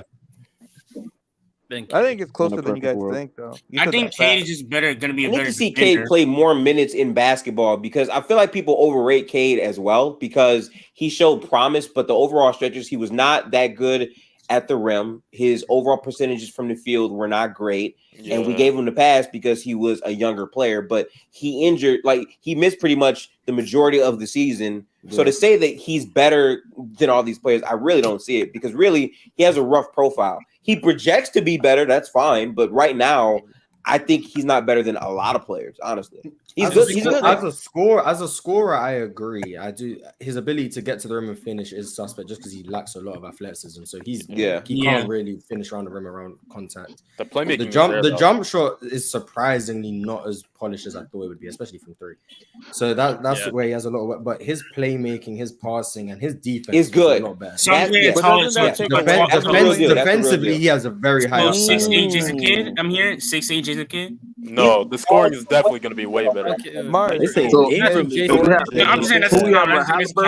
be a better scorer, but like you can be a better scorer. I see where you're coming from with 6'8" Jason Kidd. I can see in terms of archetype. I can see that. It's hard to be a great playmaker if you're not good. You guys think he's gonna be better than LaMelo? Yes. Cade. LaMelo has a lot of injuries right now. And LaMelo's another person I'm not very high. I'm not selling my stock on LaMelo, but LaMelo issues injuries. Kind of iffy. Defense. LaMelo's issues are also finishing, his defense. The only thing he's really good at defense is passing lanes. Aside from that, he really doesn't get to the rim at all. He settles for a lot of Am I supposed to believe that Charlotte's going to build a real team about a lot of in between, off balance, off rhythm, off? Yeah, LaMelo just doesn't have enough handle to get all the way into the teeth of the defense. Am I supposed to believe? Yeah, that's true. That's true. How do you like his playmaking? That's a big thing for me too. Like LaMelo, I like LaMelo's passing a lot, but his playmaking leaves a lot to be because he doesn't really collapse the defense because he picks up his dribble. I know I'm from Detroit. That doesn't mean I'm shitting on Cade. I love Cade. I'm just saying, he be gassing it sometimes a little bit. He's just being honest, guys. Detroit pizza slap though. I'm just waiting for someone to ask about Jalen Green so I can start speaking facts. But no one. Jalen Green? You talk too much about Jalen. Jalen Green. I think Jalen Green's gonna be one of the best scorers in the league. Mars, can I ask a question about Mars. No troll. How good do you think he's gonna be, Mars? Hold on. Before you answer that, is your love affair for Jalen Green? Is that haram? What the hey man, love is love, man. Love is love. I need an honest answer from you, bro. Are you saying what do I think Jalen Green's ceiling is? Yes. Do you think he'd be a better scorer than DeMar DeRozan? Yeah. Hell yes. You think he's going to be better than hell yes, like that's an easy thing to say. DeMar yes, DeRozan it is. Like, in the regular season. I think Jalen Green can be one of the best scorers in the league. I think that's his ceiling. Okay. He can be one of the best scorers in the league. I think he has very high defensive upside as well, just whether or not he'll reach out on it. But just ceiling, if everything goes to plan, I think Jalen Green would be the best two guard in the league.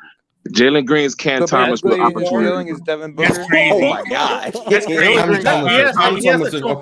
Edwards. He's not. Jalen Green is Cam Thomas. If everything goes perfect to Jalen Green, I think he's the best two guard in the league. You could make it like here's the thing. I feel like Jalen Green has a higher scoring and playmaking ability than Anthony Edwards, in my opinion. So he will be better than Devin Booker in a couple years. A ceiling doesn't mean that's what I project them to be. That's why I think they'll be. A ceiling is just the best it can ever turn out. I think the best it can be. His ceiling is like a more Devin Booker. A projection might be different, but the ceiling is that. So that's why I think it's like the best he'll ever be, right? Yeah. Wembanyama's ceiling is maybe the best player ever. Do I think he's going to be that? No, but that's the ceiling. That's like he'll be better than Jalen Green. No, I definitely get what you're saying with that. What I'm saying when it comes to Devin Booker is like Devin Booker is a very like well packaged shooting guard in my opinion, especially when he tries on defense. So you said you're suspect on Jalen Green with defense, but the big part of here is going to come to the scoring output. Do you think Jalen Green will be able to have? Well, let's say I don't know about the in between game, but his overall package in terms of scoring, do you think it'll be on par, even better than Devin Booker's? I think his transition game will be better. I think his ability around the rim will be better.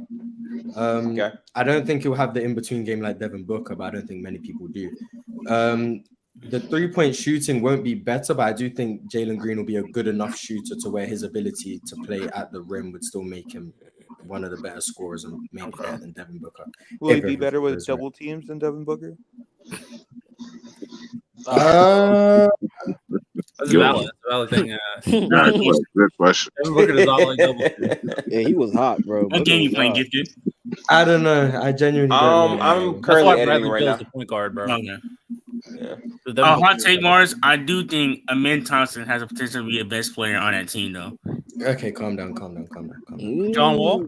Second best player on that team, sure. Second best player on that team, sure. Best player? Nah. Is that crazy though, Mar? He said potential, not. No, it's not crazy. It's not. I'm very high on Ime Thompson as well. I think it's Sengun. Ime Thompson was my number 3 pick. I still think he's better than Brandon. Sengun, that's the best player. Nah, there's just no way he can be better than Ime. He won't be better than Jabari. I don't get it. I don't understand like Houston got a lot of young. Hey, wait till he get a jump shot. These wings, because I've watched Brandon Miller. I'm like, I just don't see it. I don't know why you guys so hyped about the Houston offense. I think Brandon Miller can be a good scorer. I hear you, Mars. I think Brandon Miller could be a great off-ball player. Probably, like, I agree. He's not a number 2 worthy pick, but I do think he's like his game with next to a point guard. I think he can like be a good scorer, number 2, like a top 25, 30 player in the league one day. I don't think he'll be like a superstar or like one of those top wings in the game. But I do think he could be really good. But I do agree with you. I think if he becomes his GOAT, would the pick be? If he becomes would it be justified? That's like really. I highly doubt that ever happens, but if he does, could he become Brandon Ingram? I mean, his game is Brandon Ingram. I'm very high on Brandon Ingram, so Zion better. Zion is not better. I'm not gonna lie, bro. The Pelicans really pissed me off because they have the talent to be really good, but they just don't be playing their best players throughout the season because they be hurt. Like I don't know. They're gonna get rid of Jonas, bro. Do we know Zion playing? Like confirmed? I assume Zion will be that game. It's just crazy because when Zion's on the floor, like he's really unfuckwittable. Like I don't. That's a great description. Unfuckwittable. Literally, bro. I have seen defenses like dare Zion to shoot, and Zion like I'm still gonna drive. You know, it's crazy. I remember when Giannis, Zion just snatched the ball in Giannis' hand and dunked it. I'm like, took that shit out his hands. Yeah, people. I just don't understand how he still can't finish with his right hands, but they still can't stop him. That's what confuses me. And they still can't stop him. It's ridiculous, Mars. Do you guys think that was strong dude? I have a question. Those are the only teams I've seen struggle against. Real Julius Randle like, I know. Let's not disrespect Zion. He's actually really good off the ball and a playmaker for that position. I'm not gonna lie, it's very frustrating because since he gets hurt all the time, like it makes it so easy for captains to be like Zion's really ass because he barely plays and he can't do this in the playoffs. Like I just want them to make one playoff run for people to know. No, Zion's like that. He just not. I'm a doubter of the Zion playoffs. Me too. I think in the playoffs, because more Brandon Ingram. I think Brandon Ingram was shot in the playoffs. I can't say this you're all the way wrong because again, we haven't seen him in the playoffs. I just feel like if his trait is to get to the basket, and teams have not been able to stop him from getting to the basket, and they really developed a stronger 2-man game with him and Ingram that is comparable to maybe Giannis and Chris Middleton. I think Zion's going to be very productive. Still. But can we say he has not been game planned on that level though? To say, okay, we're just going to. I mean, what we all see is deficiency. I'm just asking what the game plan is. What the game plan is. Okay, it'll be honest, like the whole wall thing. It'll be honest. It's the game plan that. The problem is he actually has way better touch. It's the game plan that like Memphis and Milwaukee used on him this year. Okay, but where you put your best perimeter defender on him, and then you clog the lane with your 2 twin towers, Jaren Jackson and Steven Adams, or Brook Lopez and Giannis. You crowd the lane with him. And then you put Drew Holiday on him and Dylan Brooks on him. And then when you force him left, you crowd him, you swarm him, and he's not a great passer with his right hand. And that's how you make him struggle. Let me pull up his stats against those teams because I know he struggled against them. Let me see. Are you talking about from this year or for like his whole career? I think it was this year. I don't think it was all the way. Honestly, do you think like, New Orleans need to get like Jaylen Brown combos? I wish they still had Lonzo on a team to make for Zion. So against Memphis this year, he played 2 games. In one of the games, they lost by 15. He was 6 of 16. Had points. Had I think 3 turnovers. Wait, no. And he's barely played that bad at all in his entire career, which is crazy. So he was 6 of 16, 9 turnovers. 20 points. 9 turnovers. Yeah, and then in the second game, he was 6 of 12, 1 turnover, but 14 points, and they lost by 21. The thing is, how many teams have that type of defensive personnel? I agree. That's the thing. I don't think there's many teams. Yeah, but only like Memphis, LA. When I watch that, and then he played one game against Milwaukee. He was 7 of 16, with 18 points and 5 turnovers. When I watch that said, the West have that personnel to stop him. You said a lot. Timberwolves, Warriors. The Warriors. I'm not gonna lie. My only problem with this I don't is think like the Warriors aren't a big enough. Draymond, you don't think so? The Warriors. Bless you. I think Brooklyn could cause him some problems with Nick Claxton, Roman, and Mikal Bridges. I guess my problem, Mars, is like if you go back and like you really dive into like how Zion plays against each team. Like before this, he's dominated Memphis anytime he's played them. He struggled this year. Like the problem is, I can't say surefire he'll be great because we, straight up haven't seen it. That's why I just want to see it, because while that might be true for like a game or two, the sample size to me isn't big enough to make me think that game plan is going to dominate him. And only I that, agree. I'm I'm also on a wait and see basis. I'm just on the more pessimistic scale. Yeah, hold up. That's fair. That's fair. Yeah, like we Zion just can Brandon also Ingram run. guys on this side. That's all. We just believe in Brandon Ingram on this side. Facts. For me, Brandon Ingram's the best player.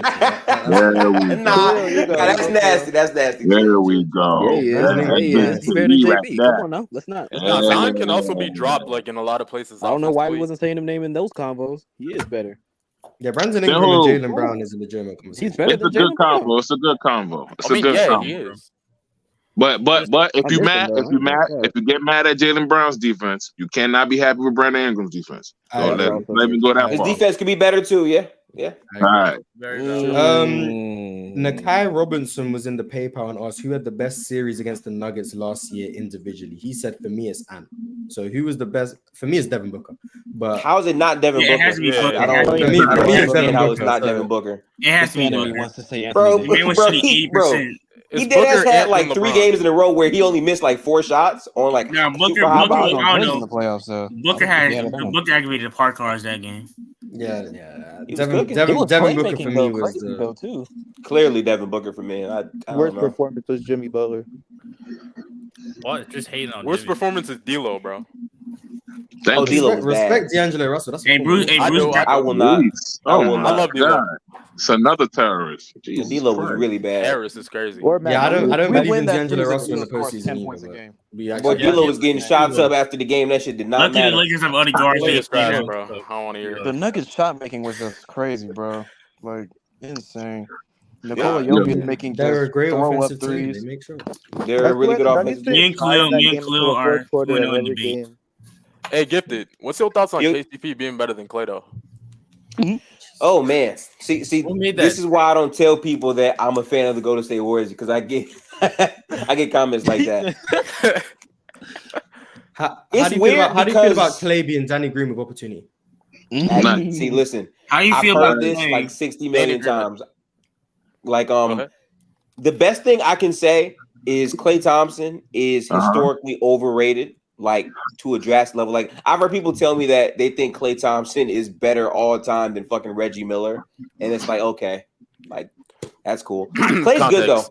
I do think they're kind of dragging it with Klay because he did have like his best all-time shooting season on volume from 3, but his flaws are his flaws. And the thing is, it was okay for Klay to be this inconsistent offensively because he was playing defense back then. But if his defense is cooked, he's a much worse basketball The player. most That's overrated just thing I heard about Klay was when people say he's a better shooter than Ray Allen. That's the most overrated thing I heard about Klay.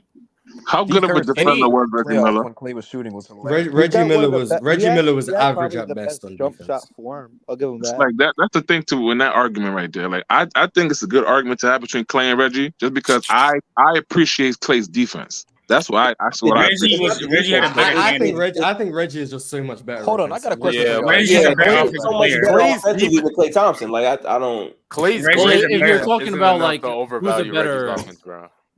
better piece to fit in with your team, then I think there's an argument for Klay in a lot of situations. It would still be Reggie. I still take Reggie. I think you guys. I can easily replace Klay's defensive value. Like, I'm not gonna lie. I could easily. But hold on, if we talking about like an all-time team or so, whatever, who we like picking team, yeah, it could easily replace what Reggie Miller does. Not as an off-ball player. Easily replace what Reggie does. The only other players Klay Thompson. The only other shooter. I don't think I'm losing my hat putting Klay Thompson in that position, bro. I really don't. If you put prime Ray Allen, then yeah, but other than that, there's not that many shooting guards in the NBA history with your off-ball shooting ability like Reggie Miller. Yeah, that's just a wild statement. No, I think the difference is Klay Thompson barely gets to the free throw line. He's not great inside of the arc like that. I think Reggie clears him from all of those three levels. Shot creating in Klay general, better defender. And I'll leave it saying is just a terrible shot selection. That is weird to me, but yeah, it's pretty bad. Also true. Klay's most if you look at it, majority of Klay's high scoring games is on he only takes how many dribbles, 12 dribbles. He doesn't. I mean, one game. That's what I'm saying. Defense on dribbling. What are you talking about? I don't hate Klay though. I think Klay is good. I just hate how there's no balance with Klay. There's no balance. Like that Klay's considered to be the second most important piece.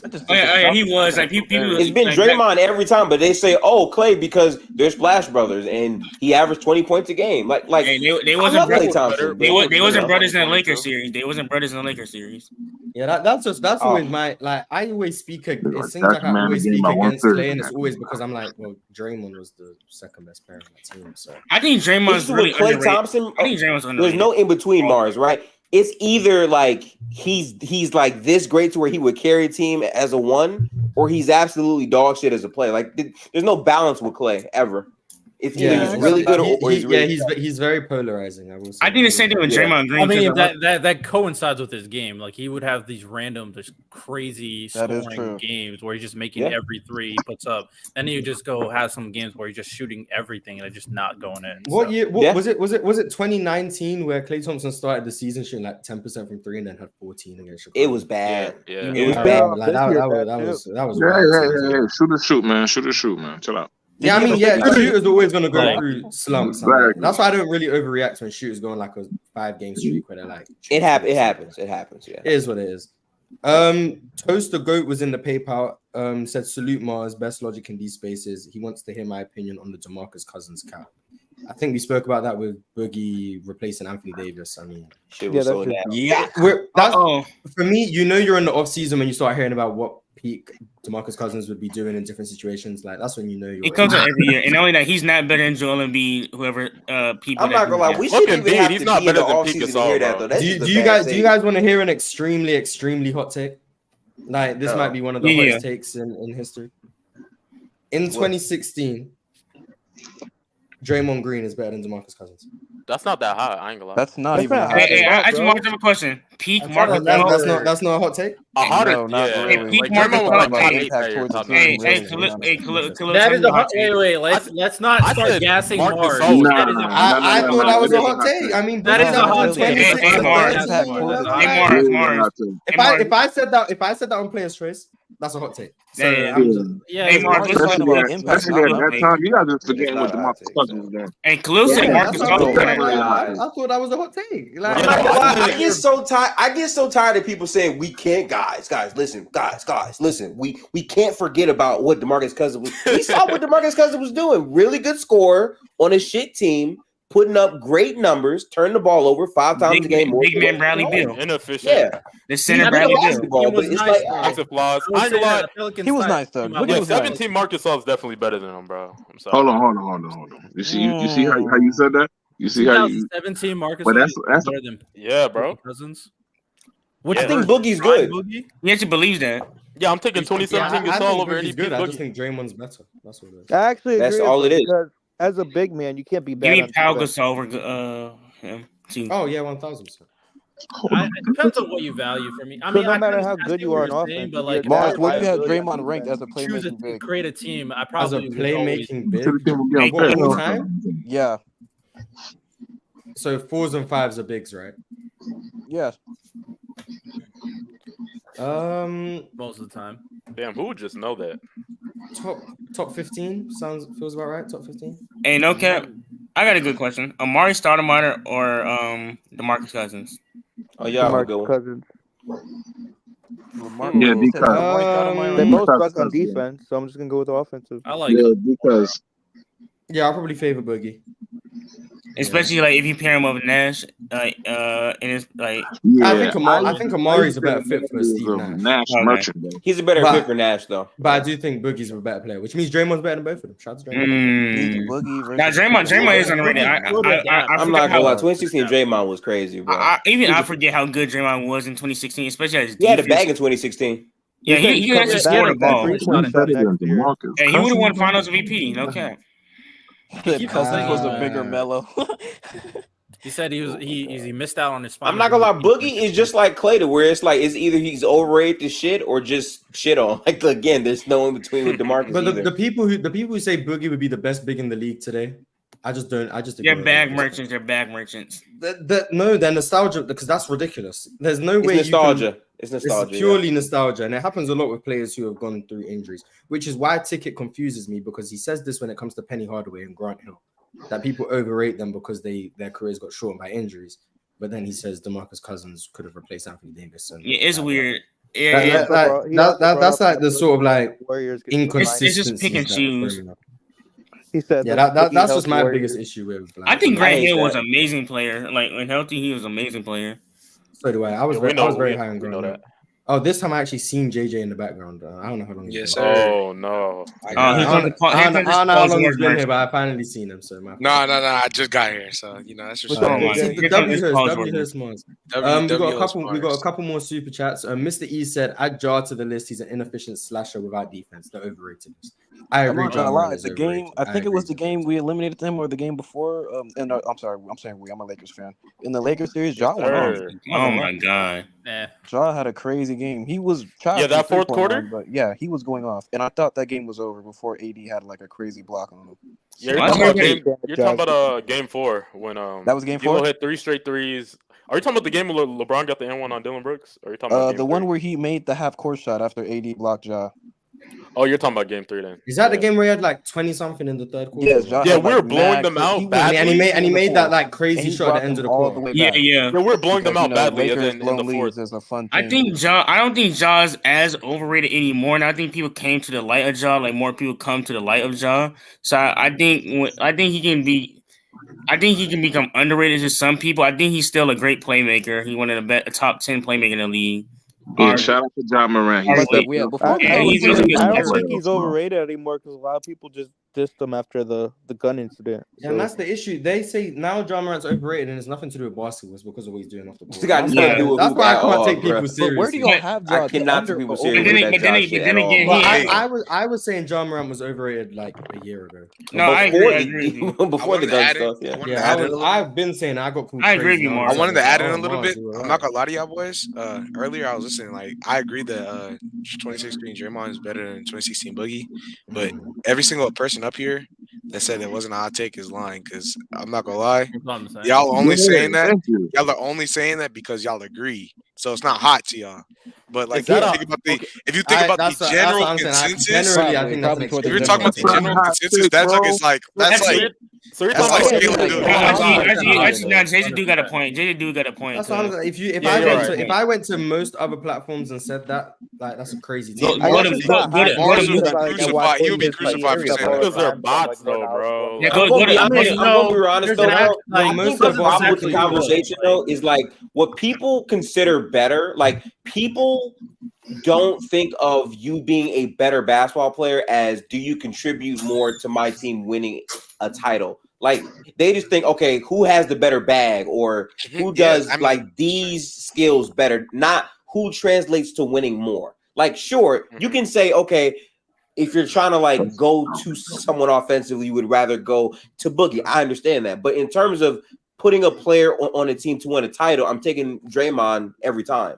Like it just fits. And so, that's the thing. That's the thing. That's why I said like Cole just said, I'm not gonna lie. People that are not actually trying to be as nuanced and understand like okay, why is this actually the truth, or why does this dude believe that? They're just gonna think, oh well, Boogie, in the post, you give him the post, nobody, who's stopping him in the post? You know what I'm saying? Look at his post work. You feel me? Not realizing what Draymond brings to the, what I'm saying, what he brings to the table. You know what I'm saying? Look at him with AD. You know what I'm saying? They were the best front court in the league. Not realizing that defense was 14th in the league. You know what I'm saying? So like it's those things right there. There's those things right there that will tell you that no, I'm not gonna lie, this junk is hot as hell. I'm not gonna front. Well, I ain't gonna lie. I still think that's not as hot of a take, because I feel like if I just said right now Ja's a better playmaker than Hallie, y'all would not say that's a hot take. But if you go outside and talk to just a regular basketball fan, they'll like, oh my God, you don't know what you're talking about. You're a casual. No, I agree. Because I saw on TikTok a dude was posting like his list of like these players, right? And so at one point they said the best playmaker in the league, and one dude said I think LeBron still, which is still false. But then dude said Haliburton, and I was like, bro, what? That's crazy. I was like, all right, bro. This is like, so I understand. Respect the assist leader. And I understand.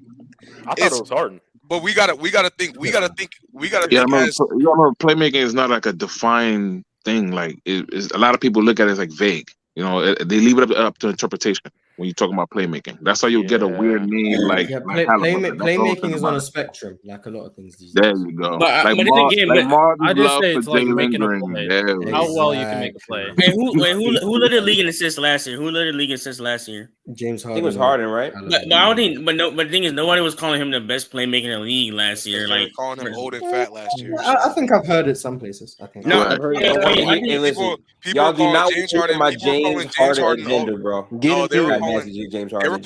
I know you hate Harden. They were calling James Harden old and fat. They were calling James Harden old and fat and said that's why he's not the best playmaker in the league.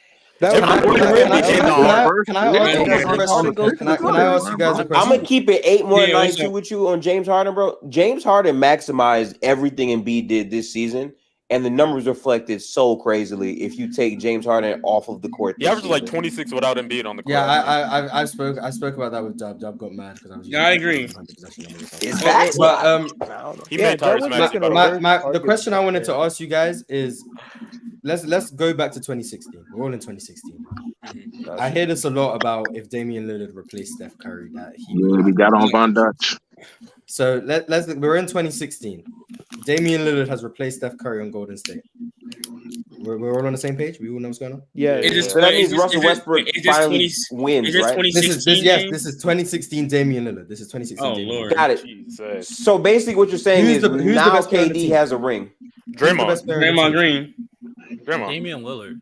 Damian Lillard, bro. Oh, that's where Mars is going. That's 2016. That's what I want to know. So we got 2016 Damian Lillard. He's on the Warriors instead of Steph Curry. Who's the best player on the team? Hey, Russ having a field day. Wow. Wait, 2016 is before Dame peaked, right? Yeah. But like, the system's gonna maximize Dame a lot, but like, I'm not gonna lie. I'm gonna tell you this right now. I'm gonna say this right now. I will say this right now. Y'all will be lying though if Damian Lillard was touching that system the same way y'all shit here Gaga over Steph. The same way y'all Google Gaga over Steph. If Damian Lillard was seeing that same type of reflection on that team, right? Was able to run that off ball the same way and was able to shoot the basketball that same way. Does he want to run the off ball though? That's what I don't know.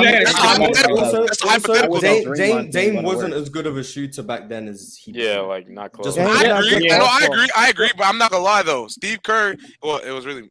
Let me not get into that. Steve Kerr at the end of the day saw a dude who could shoot the basketball still at better than half the people in the league. Same goes for Dame. And Steph displayed more of an off-ball capability than Dame ever had. Way before that. Yeah. Mark Jackson had him on the ball, but even when he wasn't, Steph would still be more. I mean, he came into the league off the ball. You know what I'm saying? Because Steph had Davis. Way back to Davis. Mars, bro. That's a really tough question for me, bro. Like Dame has always been like. I'm asking the important questions. I do think, and more teams would play drop coverage on Dame. Mars. It's an interesting question. In my opinion, I would say Draymond Green because he's bringing all-time great defense. He's very good playmaking, and he was actually in his offensive game wasn't bad at that point. So you can make a good argument for Draymond Green because he's bringing like more value to the team at an all-time level with his defense and his playmaking, which will help Damian Lillard. So you can be like, he's what's the word I'm looking for? He's feeding off of not feeding off of Draymond, but they're correlating with each other.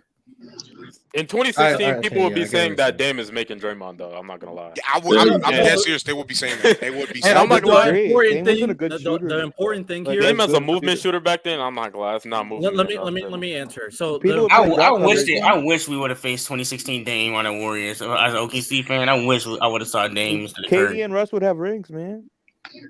They would still lose. That's exactly what I was gonna say. Basically, no, they beat in Cleveland. What do you mean? Hell, oh no, I forgot LeBron. We losing LeBron now. Do we all agree they that couldn't Russ beat Cleveland that year? OKC's best player in the 2016 playoffs? Yeah, they had Kyrie. Russ was good. That man was carrying against the Mavs. He played the best, or was the best player? Russ was hoop in 2016. He played the best. Russ did play the best. Wait, Mars. You would agree that CP3, if he went over to the OKC Thunder in 2016, would have been better for that team? No, I don't think so. Okay. I thought I was tweaking. You were cooking Dub that day, JJ. I think with like especially like going back and watching those OKC teams, they were so reliant on Russ's ability to get to the rim and create for people that Chris Paul, who doesn't really do that, I don't know how. Like the Spurs had Kawhi Leonard guarding Russell Westbrook. Yeah, like he's a wing. Kevin Durant is there, and they said, you know what, Danny Green, you got him. Like that means something. And he was still.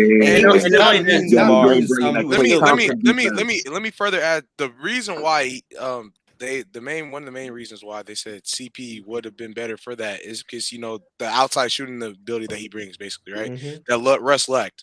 And clearly, Chris Paul is more poised under pressure because out there and later in the series, they were really exposing Rush for not being able to slow it down, have his brain function in the half court and be able to make solid, consistent plays in the half court without causing a turnover. You know what I'm saying? And they said they could trust Chris Paul with that more. But my point to that whole argument was that even with that, Chris Paul is still not providing you like he's not gonna move. Then he's not gonna be able to move it enough for guys like Andre Roberson to still try to help you win the basketball game. Like you're not. He's saying you can see guys on the cut, and I'm like, bro, it doesn't matter if Andre Roberson's cutting. He's still not gonna do anything with the ball. Oh yeah, they said. So you know what I'm saying? Chris Paul would make Andre Roberson better. That's crazy. So and it doesn't even every single person that was on that team other than KD, he would make them better as well. I'm like, it doesn't matter who it was. They're not getting any better. I just don't see it. I don't believe it. Yeah, the spacing.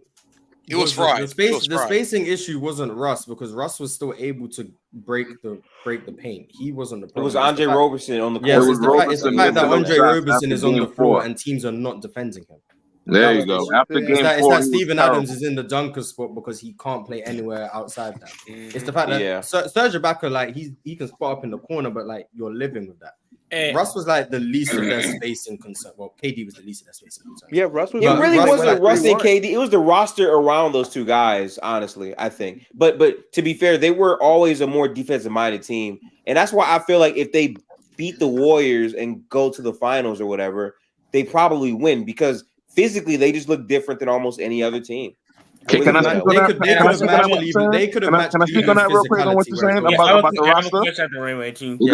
I think the roster, when you talk about the roster, I think what failed them the most, and to me, I think this is a hot take. What failed them the most was Serge Ibaka's game not developing. See, what I hated about him, when he first came in, he was great as a defender, shot blocker, surgery, blocker, all that good stuff. But then they turned him into a jump shooter.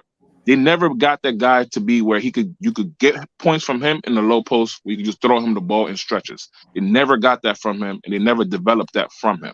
That's why I think that hurt them the most. Did he ever show you that though? Like for me, watching young Serge, I didn't really see much of the low post. They never developed. Yeah, he had some touchdown there. I think he had some, but do you think it was enough to never think it's turned him to a jumper? But not only that, when you have KD, Russ, and Harden on the team, I don't think you're gonna get that opportunity to develop it because you just have better players getting more touches than you on the team. But that's what they needed. They never had that. That's one of the things I think they they needed. had that in 2013, but I think Russ got injured that year. But I think that was the best roster for KD and Russ. And also Mars, I heard you speak on Chris Paul playmaking. You're not as high as it as everybody else. Can you break down Chris Paul playmaking to me? Because when we rank Chris Paul as an all-time playmaker, do you think he get slightly underrated, overrated, or he's like just in between? Like, what is Chris Paul playmaking really? Same thing with you. I got two words. For you. Aaron Rodgers. He's John Stockton with melanin. I don't know how else. Aaron Rodgers. I don't know how disrespectful. Yeah, that Aaron is. Rodgers in a good way or a bad way. And respect very Aaron safe. Very safe. Better playmaker. Very safe. Yeah, very John Stockton What with makes melanin. everybody We're on the same better? page. He's John Stockton with melanin as a playmaker. He didn't really take many risks. He would often over dribble with a elbow pull up jump shot. He'd miss quite a few. Like Steve Nash is always my go-to for small point guards playmaking. That's a really good comparison because like Aaron Rodgers is a talented guy, can make every pass, but he doesn't take a lot of risks. Very safe, good turnover to touchdown ratio. Same thing with Chris. That's just a good comparison. I think. I don't know because I think Russ is like the polar opposite. I'll say I support it. Russ is like Brett Favre then. All right. Hell no. I don't watch football beyond that. I think Russ is a better playmaker because even though he takes risk, I would rather someone take more risk than no risk at all. But I think Chris Paul is a better passer. And that's I spoke about that on the show and I got laughed at, but that's why Russ for me is in. Bro, it's funny you that's why Russ for for me is a top 5 playmaker. So people think Russ is just a bad passer because he throws. Playmaking is not a common take. I mean, because at the end of the day, people are not going to believe in the aspect of, especially when it comes to Russ's scoring, that he's going to be able to do that at a level that people are comfortable with. At the very least, when you play safe with Chris Paul, you're not, risking the bad plays, the unconventional plays. So people kind of like that better. So I mean, it's really kind of like what you prefer, and I'm not a Russ guy personally, so I probably would prefer Chris Paul. I don't think the Russ thing is a common take. I'm just like the overall, takes in general are pretty common. I think the Russ thing's debatable, so I'm not mad. I think these are debatable takes that you can have with your point guard committing a lot of turnovers. I mean, look at Magic. I mean, so I can live with the risks. It's not really turnovers; it's decision making. That's what it is. Because the take I was making was that turnovers aren't inherently bad plays. Like in a nutshell, like for me, the risk versus reward of like a turnover that you're trying to make a high leverage play, but you turn it over. If you make that play more often than you don't, the 2 turnovers you get from attempting it and failing is still not bleeding as much value than you refusing to ever try and make the playbook, and then you end up just passing it to someone for a contested 3. Mm-hmm. So like if that's the play that needs to be made, but it's a risky play, but you make it 8 out of 10 times, but you turn it over the other 2, 8 times you've created a layup. That's 16 points right there. But someone who would never make that pass and just instead opt just to keep. And can I say you haven't generated a shot that's as good, and you haven't got 16 points in the 10 possessions. So it's like it balances out, but it's easier to recognize someone got a turnover, also clearly they made a mistake, versus someone who just kept the ball moving, and maybe you got a bad shot on that possession, but no one's gonna be like, well, it's his fault because he never made the risky play, because it doesn't show up as a turnover. It's just they missed a shot on that. And not all turnovers are. That's why. And can I just Russ has his turnovers where it's just dumb. Like he 1000% has those ones. And you know one thing I kind of hate. I'm sorry. Like this dude in the comment, he's saying Russ is not an IQ wise. He's not a good decision maker. He doesn't run offense fluidity. And it all looks forced. I kind of don't really like. I understand it, but I kind of don't like those takes really, because like turnovers doesn't mean taking risks doesn't mean you're a low IQ player at all, in my opinion. I don't think Russ is like a low IQ player. But he does have a lot of moments where there is low IQ, though. That is true. That's why I think Russ and Chris Paul is a valid conversation. I feel like y'all are saying that more so because of the shots he takes rather than the. I'm just talking about passing wise versus like shot selection. His shot selection. He makes some questionable passing decisions. He makes some questionable passes too, though. And to be fair, I am Russ is my favorite player all time. So I also think he's a first read player too. Compared to Chris Paul, I feel like he can make reads in the future, like a Jokic too. So I don't know how much of a Russ. I don't know. Chris Paul is a pick and roll. I think Russ's vision is very, very underrated. Like his ability to read defense, like he can make some passes that not many people can see. It's just his consistency on actually connecting on those passes is a bit spotty. He thrives in chaos. Who do you think is a better floor raiser? He thrives well when like everything is pretty much broken down, like the plays aren't working, because his pace in terms of like driving to the basket super quickly and then throwing rifle passes to the hash or the corner, like that's what he does the best. His processing speed is very high. Like the ability to make decisions moving at that speed is something that not many people can do. Yeah, way better than he doesn't get enough credit for that. Yeah, I think the terminology first read is not correct in here. I think it's more so like he's gonna make a pass to make a play, whereas I think Chris Paul will make a pass potentially to make another pass to make a play. So that's kind okay. Yeah, I see what you're saying. Yeah, but I feel like Russ gets people more open just by his athleticism. Oh yeah, I agree to that. Yeah, he draws more defensive attention for sure, but. That's no not to Chris Paul. But Steve Nash clears all these guys. That be due to athleticism, not really IQ. It's a different. I think who's a better floor raiser? Like Russ in the regular season, I'll say Russ. In the playoffs, Russ. Because like it depends. And also I say it depends because like if you give like both these players a bad team, like that 2016 team, like 2017 team, I think Russ performs better regular season. Wait, why? Does the team hold on? Does Russ perform better or does the team perform better? That was Russ. What do you mean? I think both, to be honest.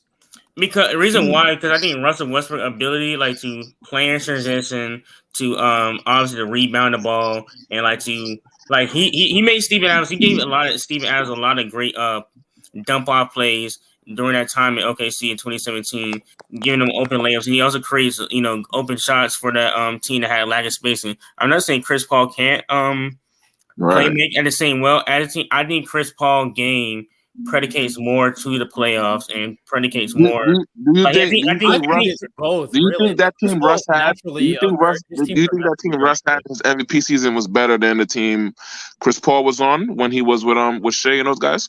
Yes, Chris Paul team. In my opinion, Chris Paul team. 1,000%. Yeah. What's Russ's MVP team? Sabonis, Terrence Ferguson, Alex Abrines. I think Jeremy Grant was on that team. And that's before he was good. Dort is definitely better, and Adams is definitely better than that 2017. Yeah, 2017 made other than Shea, that team was so bad. Other players on the Chris Paul Thunder team wasn't like that yet. Gallinari was like that. Gallinari could shoot. Dennis Schroeder was 6 man a year. Dennis Schroeder was like that. Yeah, his team was way better. Oh, and they had what's his name? I think Chris Paul can play better next to more stars than Russ.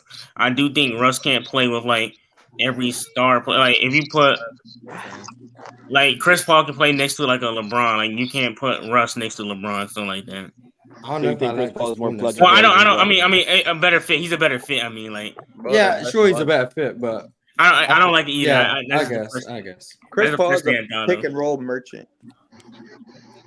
That's crazy. He is. I don't care. Yeah, I guess. Yeah, he's not a merchant. I'm not as high. Today's day, he's not a merchant. He's a master, bro. That's it. Yeah, merchant felt a bit harsh, but I guess. You can't be a master if you haven't run with it. So he's a merchant.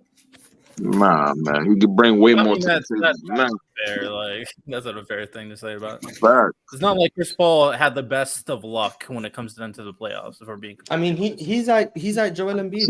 He is unlucky. Yeah, Chris Paul is Joel Embiid a point guard, man. Joel Embiid a point guard. Honestly, we should. Honestly, that it is crazy. Who you think? No, the Thunder team is healthy, bro. I don't know what you're talking about.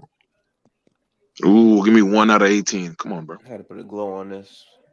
Chris Paul is very unlucky. Daniel Fagan with the super chat said, "Who's the better defender, Gary Payton or MJ?" MJ. Gary Payton. Oh, J-Rob. I'm going MJ. J-Rob, what's up? J-Rob's here just trying to recruit me to play Among Us. That's why he says. GP. That's literally the only reason. That's hilarious. That is absolutely the only reason. I respect the agenda. We need P5 on Among Us, man. We need Shonen on Among Us. Because I'm literally doing Gridiron. I'm gonna do Gridiron and then Mars. We're back at it. So you might have seen we got people in the chat right now. Does anyone want to see Among Us tonight? Does anyone want to see Among Us tonight? I wanna. Hey JR, that's a crazy guess you got on Gridiron today. Dante Hall. Yeah, I didn't set that up. Yeah, I didn't even set that that up. So y'all got Dante Hall? Like I don't know. I'm gonna say y'all got connections for real. I've never heard of him, so he that's actually. I'm gonna say, you think if I got Dante Hall, he would have been on Gridiron? No. Hey, no, you need to get him on Bam. You need him on by any means. Nah, at some point for sure. But that shit's gonna be dope. I can't wait to talk to him. That shit's gonna be fire. I've never heard. He's about to say Patrick Mahomes is the GOAT. He's Dante like a polarizing receiver. Dante Hall is like a really definition like human highlight reel when it comes to football. Yeah. But I haven't heard of him, so he can't be. Oh, J-Rod, that's a great complicated Bijan, by the way. Legend. Fact. I know like quite a few NFL players, so if I haven't heard of him, he's not that good. I feel like you know too. Wait, Mars, do you know who Odell Beckham is? Yes, I know. I know who Odell Beckham is. Yes. Oh yeah, I mean that's kind of easy too. Other than Odell, I know Cam Newton. Okay, I'm gonna go Jordan. You know some. Hey, what about Julio? You know Lamar? I know Lamar Jackson. Okay. What about Julio? You know the ones you need to know. You know. What about Julio? I know the good players. Do you know Julio Jones? That's the wide receiver. I know him. Yeah. Okay. You know Joe Burrow? That's the quarterback. You know Antonio Brown? What was the worst take of the week, Mars? You know Tim Tebow? Mars really be I know Tim Tebow. Tim Tebow is Skip Bayless' favorite guy. Cooper Cup. Yeah. Cooper Cup's that other wide receiver. Yeah, man, I disrespected this guy. He actually knows some players, bro. You know Jalen Ramsey? You know a lot, man. I've heard of Jalen Ramsey. You know a lot. You know Jair Alexander? Fuck no. Oh, That's a little too. What about Saquon Barkley? Saquon Barkley's like a 2K generator Okay. player. Yeah. See, I know people. All the names. For sure. You know Sauce Gardner? That's what you need to know about. That's what you need to know about Sauce Gardner. We need to know about Garrett Wilson too. You need to worry about. You guys are losing. Honestly, Mars. I think honestly, y'all starting to lose Mars a little bit now. Mars. That shit just turned into gridiron, bro. Mars, this year you're gonna watch the New York Jets win the Super Bowl, and you'll be a Jet forever after. Ew. Oh wow. Rams getting Caleb Williams, so it don't even matter. A Jet Super Bowl? That sounds interesting. Another Chiefs. Their team is nice, bro. The team is nice this year, bro. The Chiefs not made a Super Bowl. I have no idea what's going on. Mediocre receivers. Aaron Rodgers is gonna choke again in the AFC Championship. So Aaron Rodgers don't. I want to debunk that narrative. I don't think he chokes that much. Like Aaron Rodgers is better than Tom Brady, but it's cool. Move on. Quarterback. Pound this show back to back. There's no way. I'm gonna be honest. There's no way. The only argument Tom Brady has is the ring. No. There's no way. I watched really? you No the cap? debate. Hold on. And the MVPs and the I TVs. watched you give a debate. Jordan, then Kobe. Then Bron. Literally, a lot of the same stuff you use to say why he was better than Bron, I could literally apply that same knowledge to Tom Brady and Aaron Rodgers. But why would you do that if you think Bron's better than Jordan? You'd have to apply the Aaron Rodgers logic. Nah, it's not the same. It's not the same. At least it's not the same. I'm gonna say what I'm saying is this though. At least LeBron's resume and Jordan's is close. The resume between Brady and Rodgers is not even comparable. Take resume away. Just look at them with your eyes. Who's better? Yeah, physical gifts, yeah, but the mental part, the chess game thing of football, bro, that I be trying to explain to you. You can't take that away, bro. Just watch them both. Just watch them both play. Just watch them both play. Football is watch very Aaron Rodgers in like 2016 Brady. I'm gonna say the one thing about basketball and football. Basketball, you can really beat people off just pure physical talent. Football, though, to play quarterback, bro, it is 90% up here and 10% ability. I can't lie. 2011 Aaron Rodgers was amazing. When it comes to this, Brady is not better than Patrick Mahomes. Explain why Brady's better than Patrick Mahomes. Oh, he's not. Okay, so Brady, but Mahomes has it up here too. So wait, time out. A-Rod not like that up there either? No, he's not like Brady. That's crazy. I don't know. That's kind of crazy. Aaron That's Rodgers crazy. legit like chokes in the biggest game in the conference. That's perfectly every fine. year. As long as we know Tom Brady's not It's gassed up. He don't choke. Mahomes is the GOAT. Mahomes is definitely the GOAT. Mahomes is definitely. There we go. That's fine. As long as we know Tom Brady's not the GOAT, I don't choke. Mahomes is the GOAT, but he still has to do more to like. That's like saying so he's not the GOAT if he has to do more. It sounds like you're saying he has a GOAT case in terms of like his future, but he's not the GOAT right now. No, he's saying Mahomes is the best player to ever play. Yeah, he is though. But Mahomes is the best player to ever play football. That's false. He's not the best player to play football. Aaron Donald. Aaron Donald has to say about that. He's the best quarterback to ever play. Yeah, I think Mahomes is the best football player ever, bro. I'm sorry, Aaron Donald. People were saying about Jordan in 1991. I'm just keeping it a buck. Mahomes glazing is crazy right now. I'm not glazing. When it comes to football, bro, I could say this player is more gifted because he could jump higher, or this player is faster. The best players in football are going to be quarterbacks, bro. You have too much manipulation of the game, bro. That will make you the best. You can play. I hear you can play for a bum ass defense. And because your quarterback is so good, you can actually make it deep into the playoffs, bro. The quarterback play is the biggest. Bro, that goes both ways, bro. It doesn't go both ways because Jimmy G had the best of everything and couldn't make one throw that mattered, bro. Damn. The only real quarterbacks that I can say that ever won a Super Bowl on some minimal shit in my lifetime with minimal things is Trent Mother effing Dilfer. Also being truncated to your lifetime. Trent Dilfer is literally. How old are you? 34. I'm 36. He's an old man. Damn. Oh damn. Right. I'm 26, but hold on. Trent Dilfer. I could talk football history though. I'm more than definitely no casual when it comes to football. But Trent Dilfer had the best defense of all time. What about Russell Wilson? He's not. He's a casual. Russell who? Yeah. Russell Wilson. I ain't gonna lie, JJ. Don't even try to. Nigga, you know I'm messing around, bro. Stop, bro. Yeah, he sounding like a casual right now. Russell Wilson having to come back. He's trying your knowledge, Aaron. I'm just listening to this conversation, having no idea what's going on. I mean, he better have a comeback season. Russell Wilson. So what is your point with Russell? He sound like a choker. When he won, isn't Russell Wilson trash? Choker, Paul. He was so bad last year. He's like Klay Thompson right now. He was trash this year. But hold on. But see, this is why he still has some all-time peaks. This is why you gotta put in some context when we talk about these things, though. Was Russell Wilson bad this year? 100% not great this year. But let's be honest about the Broncos. That was a disaster. Yeah, if you watch it, and this is why I gotta ask questions about if y'all really watching football games or y'all watching ESPN.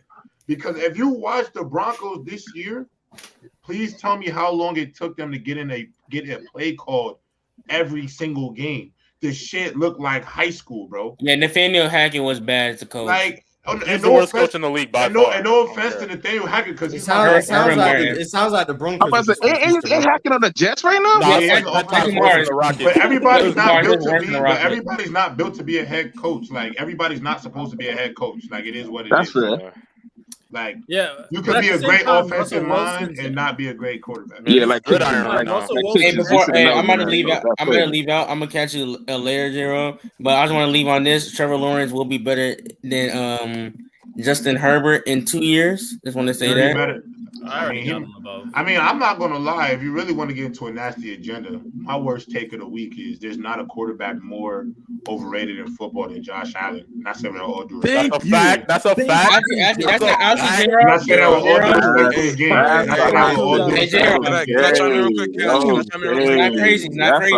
Hold up. It comes post. Gerard, you could literally ask Khalil. I've been saying that joke since last season, bro. We just took over Morris since last season. Yeah, I'm not gonna lie. I'm sorry, Morris. You know, we went up. It's the open field. This the open field right now. I'm not gonna lie. You say we got to up the open field. We on the green. We on green gas. We on green grass right now. I mean, I think Justin Herbert's more overrated, to be honest. I'm sorry, Justin Herbert's actually better. No, I don't think. The thing is, Justin Herbert. I actually think I'm not gonna lie. Josh Allen's more overrated because people at one point people try to I'm say gonna he move was, some of you guys on. he was just so more people yeah. can- People try to say he was 1A, 1B to Mahomes at one point. I'm like, you're Yeah, out it of was your bad. mind. It was bad. Because He it's was not playing close. like It's that. Mahomes. No, he wasn't. It's Mahomes, and then it's everybody else. There's nobody yeah, close. that's valid. It's Mahomes and it's the rest of the league. Remember when Well, Junebug was mad because we were saying that? Like, bro, he Josh was like, Allen has a lot of the great physical tools that everybody likes. He can throw far. He's tall. But in games that I've seen him play against great defenses and obviously who he becomes in the playoffs, I've always said this about Josh Allen. When it rains, it pours for Josh Allen. He's not one of them quarterbacks that plays a bad game and then I've seen him like rally around it. Most of his bad games, they lose his bad games. Mhm. And with that being He got said, so everybody just likes the way he looks. Everybody likes the way he looks because he can throw really far and all those things. But the same things y'all criticize Lamar about his inaccuracies as a quarterback. Y'all say Lamar Jackson can't throw outside the numbers. Well, go watch Josh Allen try to throw within the numbers. Without no. Hey, do you one better? Without what's it called? Allen is a great What's up? quarterback, Without bro on the Giants now. You know what I'm talking about? The coach, head coach. Without Dable. Yeah, without Dable. Go look, bro. What J-Rod, everything J-Rod said was facts. One, I ain't gonna front him. When it comes to the accuracy stuff that they want to talk about, if you just look at the accuracy, just the numbers down the field too. Yes, he has a strong arm and he has receivers like Stephon Diggs that can go out there and get it. But if you're actually looking at him trying to pinpoint and type of a pass, that is way more consistent than people want to talk about, bro. And that's I have a really big. You gotta watch NFL this year, Mars. This is gonna be one of the best seasons. Like, there's a lot of good teams this year. I told me that shit last year. I ain't If gonna you lie. look this year, Mars, this is the year. If you're going to become a new NFL gift, I'm telling you, if as somebody who loves football more than anything of any sport. If there is any year in the NFL to become a new NFL fan, this is the year. I am telling you, this is the year because there is literally like 12 different quarterbacks this year who are going to be phenomenal. You got 2 rookies who I think are going to be good out the gate this year. And then Bryce Young. Bryce Young is going to the Panthers are going to win the division. Because of Bryce Young is too small. All right, bro. You see, now you're losing me, J-Rod. Narrative talk. I'm so out of this. Hold on. Can I don't know nothing about this shit. If y'all look like the Panthers on paper, if you look at the Panthers on paper, bro, if you not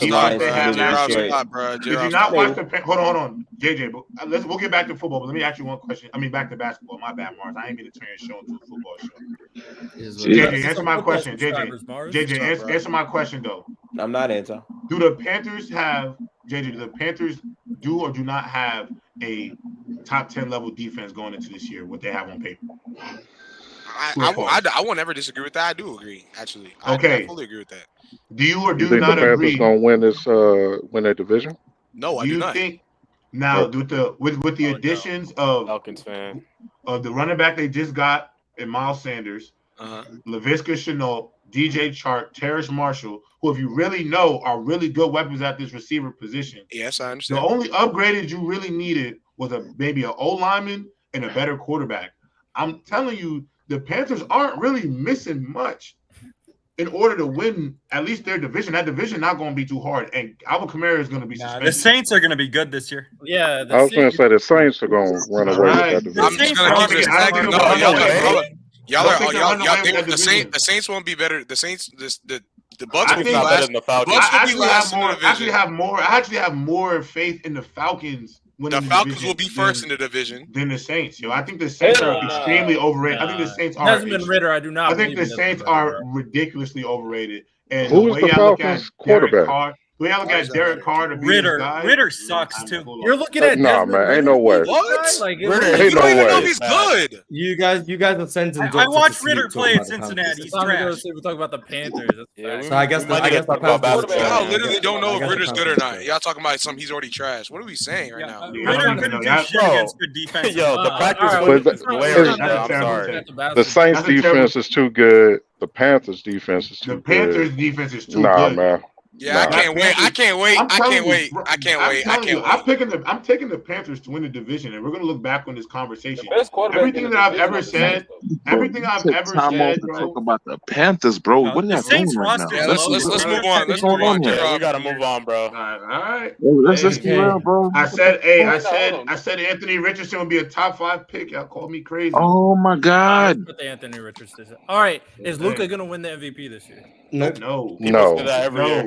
All right, bro. We don't like we said with no narrative talk because that's just a crazy narrative. He would not win that. How's that a crazy narrative? Wait, what? I'm sorry, bro. He's not winning that jump, bro. Is Devin Booker in his prime yet, guys? Is Devin Booker clearly. He's been in his prime. He's been in his prime. I'll be back once. No, I think that playoffs put him in his prime. Hey Mars, I know you. I know you big on Jalen Green. Mars, I know you're big on Jalen Green. So I want you to answer this with a serious question. And I tried this earlier, by the way. Like I said, this is no troll. You feel me? But do you think Ivy? Do you honestly think Ivy could be better than him? Jaden Ivey. Who? Poison Ivy? And that's no troll. That's no troll. Why not? I want better than him at what? Defensive upside. The game of basketball. Defensive upside is higher. He's a better athlete, better finisher on the rim. Jump shot. Upside's higher on Jalen Green's side for you. Do you think Amen Thompson has higher upside than Jalen Green? No, but I do think he has potential to be better than Jalen Green, but I don't think he has a higher upside. If they both pan out 100%, Jalen Green will be better. But better defensive upside for Jalen Green based on size, length. And let's say they are both 100% potential. Do you think they'd be the best backcourt in the NBA? Yes. Maybe the best backcourt in the NBA if that's potential. Wait, so it'll be between them and Portland. Wait. No, you said defensive upside. What else? What was the other? Defensive upside, shooting ability is just much further along. Defense. I do think he's a better athlete. Getting to the rim, I'll give Jaden Ivey the edge getting to the rim, but I do think Jalen Green will be a better finisher at the rim. And then passing, I'll give it to Jaden Ivey, but I don't think the gap's as large as most people would think. But I think do you think Jalen Green upside is he has more upside than Maxey? 1,000%. Yeah, for sure. Yeah, I'm not lying, bro. But Maxey's dunk nice though. I'm not mad at him. Maxey's a wild comparison. Let's talk about Austin Reeves is not better than Tyrese Maxey. Yes, he is.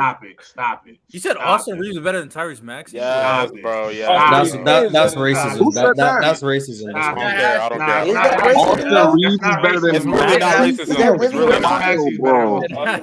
Maxey. No way, no same person says is going to say I'm sorry. They both do a lot of the same things. I think they're very off ball too. They do. I think Reese is better on ball too. No, Reese is better on ball than Maxey. Maxey can't play on ball. Not even think. I know he is. No, he just be going to be bailed out by the refs, bro. That's all he be doing. Go to the basket. I just don't think he has the ball. That's what happens. J-Rob, this is a question for you, and I think it's about the NFL again, but what do you think about this guy? Chris Olave will easily. Well, after the end of the season, Chris Olave will easily be a top 5 deep threat in the NFL, and he'll definitely easily be a lock for as a top 1 receiver in the league. Cook. Is Chris Olave better than a receiver for the Jets? Oh no, he's not better. He's not better than Garrett Wilson. And the only reason not better than Garrett Wilson, no bias, because obviously I'm a Jets fan. This is no bias. The reason why he's not better than Garrett Wilson is because Garrett Wilson has a way better catch radius overall than Chris Olave, and I definitely think he's better in between the numbers than Chris Olave. Chris Olave is the better deep threat 100%, but in terms of in between the numbers, getting open and making like contested catches, I think categories. And then also I think just off he's a better athlete and it's not close. I think anybody hearing J-Rob talk about the NFL, I realize how little he knows about the NBA. Yeah, because you see how nuanced there's such a substantial difference. Yeah, he knows in depth for everything he believes in the NFL. How you know he not up here saying some bullshit? He's not though. He's not. No, he wasn't. It just sounds. That's why I was going to ask. I don't think he is. I don't think he is. Hey, J-Rob, he's a football guy. I also think Chris Olave can be better than Garrett Wilson. Rob, this is my last question for you. You think Wilson's a better route runner? That's what I was gonna ask. Yeah, Wilson's a better route runner. I don't even think. Well, how come? I mean, is it after this season or was it during this season? I didn't even see Zay. I didn't even see Zay's thing. I just got back in here. I'm gonna say he's a better route runner because I thought he was a better route runner. I know. I'll say this. I watch more college football. I'm trying to ask about that college ball. I watch college ball more than anybody. So I got to see, and everybody knows I'm an Ohio State fan. So I've watched all of them from their freshman years at Ohio State to now in the NFL. Garrett Wilson always been a better route runner. The thing is, Chris Olave can beat you at speed, so he never really had to be. I don't think he's been forced to be the same type of technician as a receiver as a guy like Garrett Wilson. Ultimately, though, when it comes to just getting in and out of breaks, to running those comebacks, those digs, those intermediate type of routes, I think Wilson clears Olave. It's not by a lot, but Garrett Wilson is better. And let's be honest, Garrett Wilson is also better just with the ball in his hands. Like it's easily Garrett. You know what I'm saying? So I like both. And both receivers are great. Like, let's be real. If you get an Ohio State wide receiver in the NFL, they're like a lot to be good. Okay, literally. We already talked about that. So my only thing I was gonna say is for me when I was looking at them in college, I literally have not done after this. The only thing I was looking at. Talk. Jesus Christ. Anyways, the biggest thing to be throwing attention like that down there. The biggest thing for me coming out of college, my bad. I was paying attention to Olave's release, and that's the only reason why I was like, his release, and I also like seeing like his breaks at the top of a route, whether it be as a deep post, you know what I'm saying, or a dig or whatever it is, you know what I'm saying. I think like he just like you said, you think Garrett Wilson got in and out of breaks in college. When I was watching, at least for me, it looked like Olave did that a lot better, and people tried trying him, saying that he was better than what he thought, and we clearly knew that wasn't true. But I think they're both special, got talents though. They're both very good at what they do. But let's get back to this basketball. My bad, Mars. I ain't even mean to turn this into that. Nah, it's fine. I mean, people want to hear about. Yo, Mars, you gotta commit to watching some NFL this year, bro. I'm telling you. I've watched one game in my whole life. What game? Which game was it? It was the 2021. Let me see what this year's Open game is. Mars, you going to that London game? 2021 Super Bowl. Who was that? Bucks and Chiefs. Yeah. That was a horrible game. That's a horrible. Mars, we gotta fly you back to Seattle. We gotta fly you back to Seattle so you get to see a Seahawks game like in real life. That Mahomes. Change your perspective. Hey, J-Rob, guess what the first game I saw was, bro? What? Falcons Patriots Super Bowl. That's beautiful. I'm leaving. That's your first. I ain't gonna lie, Mars. The first is that the 28-3 game? Yeah, bro. Can y'all not talk about that, please, bro? Hey, Mars. This man's a Falcon. Hey, Mars. That shit was crazy. Week one of the NFL season. Week 1 of the NFL season is the Lions at Kansas City, and the Monday Night Football game is the Buffalo Bills at the Jets. Those games are going to both be epic. Yeah, that Bills and Jets game. That Bills Jets game was on set the tone. Money line. Yo, I want you to know after that Jets game, I'm promise you after that Jets game, Josh Allen will be on fraud watch from that game. Talk about what he did against the Lions last year. We're talking about that NFL again. I'll put money up for that. I will put bread on that. I'll put bread on that. I wouldn't do that. If y'all watch NFL this year, the Jets defense, we was cooking Josh Allen. No. Talk about how Josh Allen, bro. J-Rob, talk about how Josh Allen was looking like a fraud against the Lions last year against them. Like, come on. All I gotta say is Skyler. I think people were underselling the Lions. I think that's what that was. The Lions. I literally told people that the Lions' offense was like that last year, and then the problem was their historically bad defense. And then when they finally their offense, their defense kind of stopped being so bad, they finally started winning a little something. You feel me? Mars, my last question for you, because I'm going to get out of here. I got to get ready I got to put the grid on here. But my last question for you is this. This year in the NBA, who will be the biggest breakout star? Like new, like somebody from obscurity, like a Desmond Bain type of player we never even seen coming. Jalen Green. No. I can see that coming though. Yeah, that would. If you've been paying attention, I mean, I would say. I want to say a surprise, like a complete surprise. Shaden Sharp, J.R. Smith. We heard J.R. Smith. I think Dyson Daniels will have a good year. Ooh, that's a good one. That's a good one. I like that. He gotta learn how to shoot. J-Rob, when you say breakout star, I just like what is the criteria for breakout star to you? Just somebody. When I say breakout star, just somebody who shows like potential to be like a really good basketball player, like shows like. So McDaniels. Potential. I like Jaden McDaniels could be a good one. Troy Murphy could be one. Damn, I'm blanking on the name now. He played for San Antonio. Oh, Vassell. You talking about Vassell could be one. I like Marjan. Oh, drink more water. I like Marjan Beauchamp. I like him to be. I liked him coming in as well. I did like him coming in. I like him too. I just watched him drop 80 points in the. I got a serious question for all y'all people talking about. He was balling in summer. He was balling. I got a serious question. What's for that all question, y'all. The Broncos are winning 11 games minimum, by the way. Live for no reason. Just say if you agree or disagree. I'm not having disagree. I'm not gonna lie, J-Rob. I will low key say Chet. Honestly, I will say Chet. But Chet, I have a question. They're not winning 11 games in that division. They have to play the Chargers and Chiefs both twice. I mean, they're not. Hey, Mars, at least they paying for these questions, Mars. At least they paying. Yeah, that's why I'm still show it. Yeah, wait, I got a question. How many of y'all? Well, how many games have all y'all watched of Vassell? If y'all have watched them. I've caught Vassell. What, last season or in his career? I got NBA League last season because that's really what they're basing this off of. I'm gonna be 100% honest with you, big bro. I'm about to have a spreadsheet this upcoming season. I'm literally gonna track how many games I watch because I never have an exact answer. Like, oh, I watched 83. Like, I get asked. I can't tell you that. Next season, I'll be able to tell you. When I was on the East Coast, the Spurs were one of my least watched teams, especially in the new year. I can tell you that for sure. I'm not watching the Spurs. I'm watching the Spurs now, but not last year. Hold on. Quick question from my League Pass people. Can you watch 2 games at once? Like, can you watch like 5 games at once if you want to? I think you can, but I think you gotta have it. Subscription, I think you're about to say. I think it's a certain subscription that allows you multiple games. Like my League Pass, I can only watch 1 game at a time. If you buy League Pass with a 2K, that shit got everything. I'm gonna buy it with 2K for sure. I got my League. Yep. Same here. I don't know if you can. Hey man, I'm about to invest into that 2K. No, I literally purchased 2K last year for League Pass, and I had access to every game. It didn't matter. No. Yeah. Right. I'm in the UK. My thing is about watching multiple games at once. NBA TV games. I'm trying. I used to watch like 2 or 3 games at once.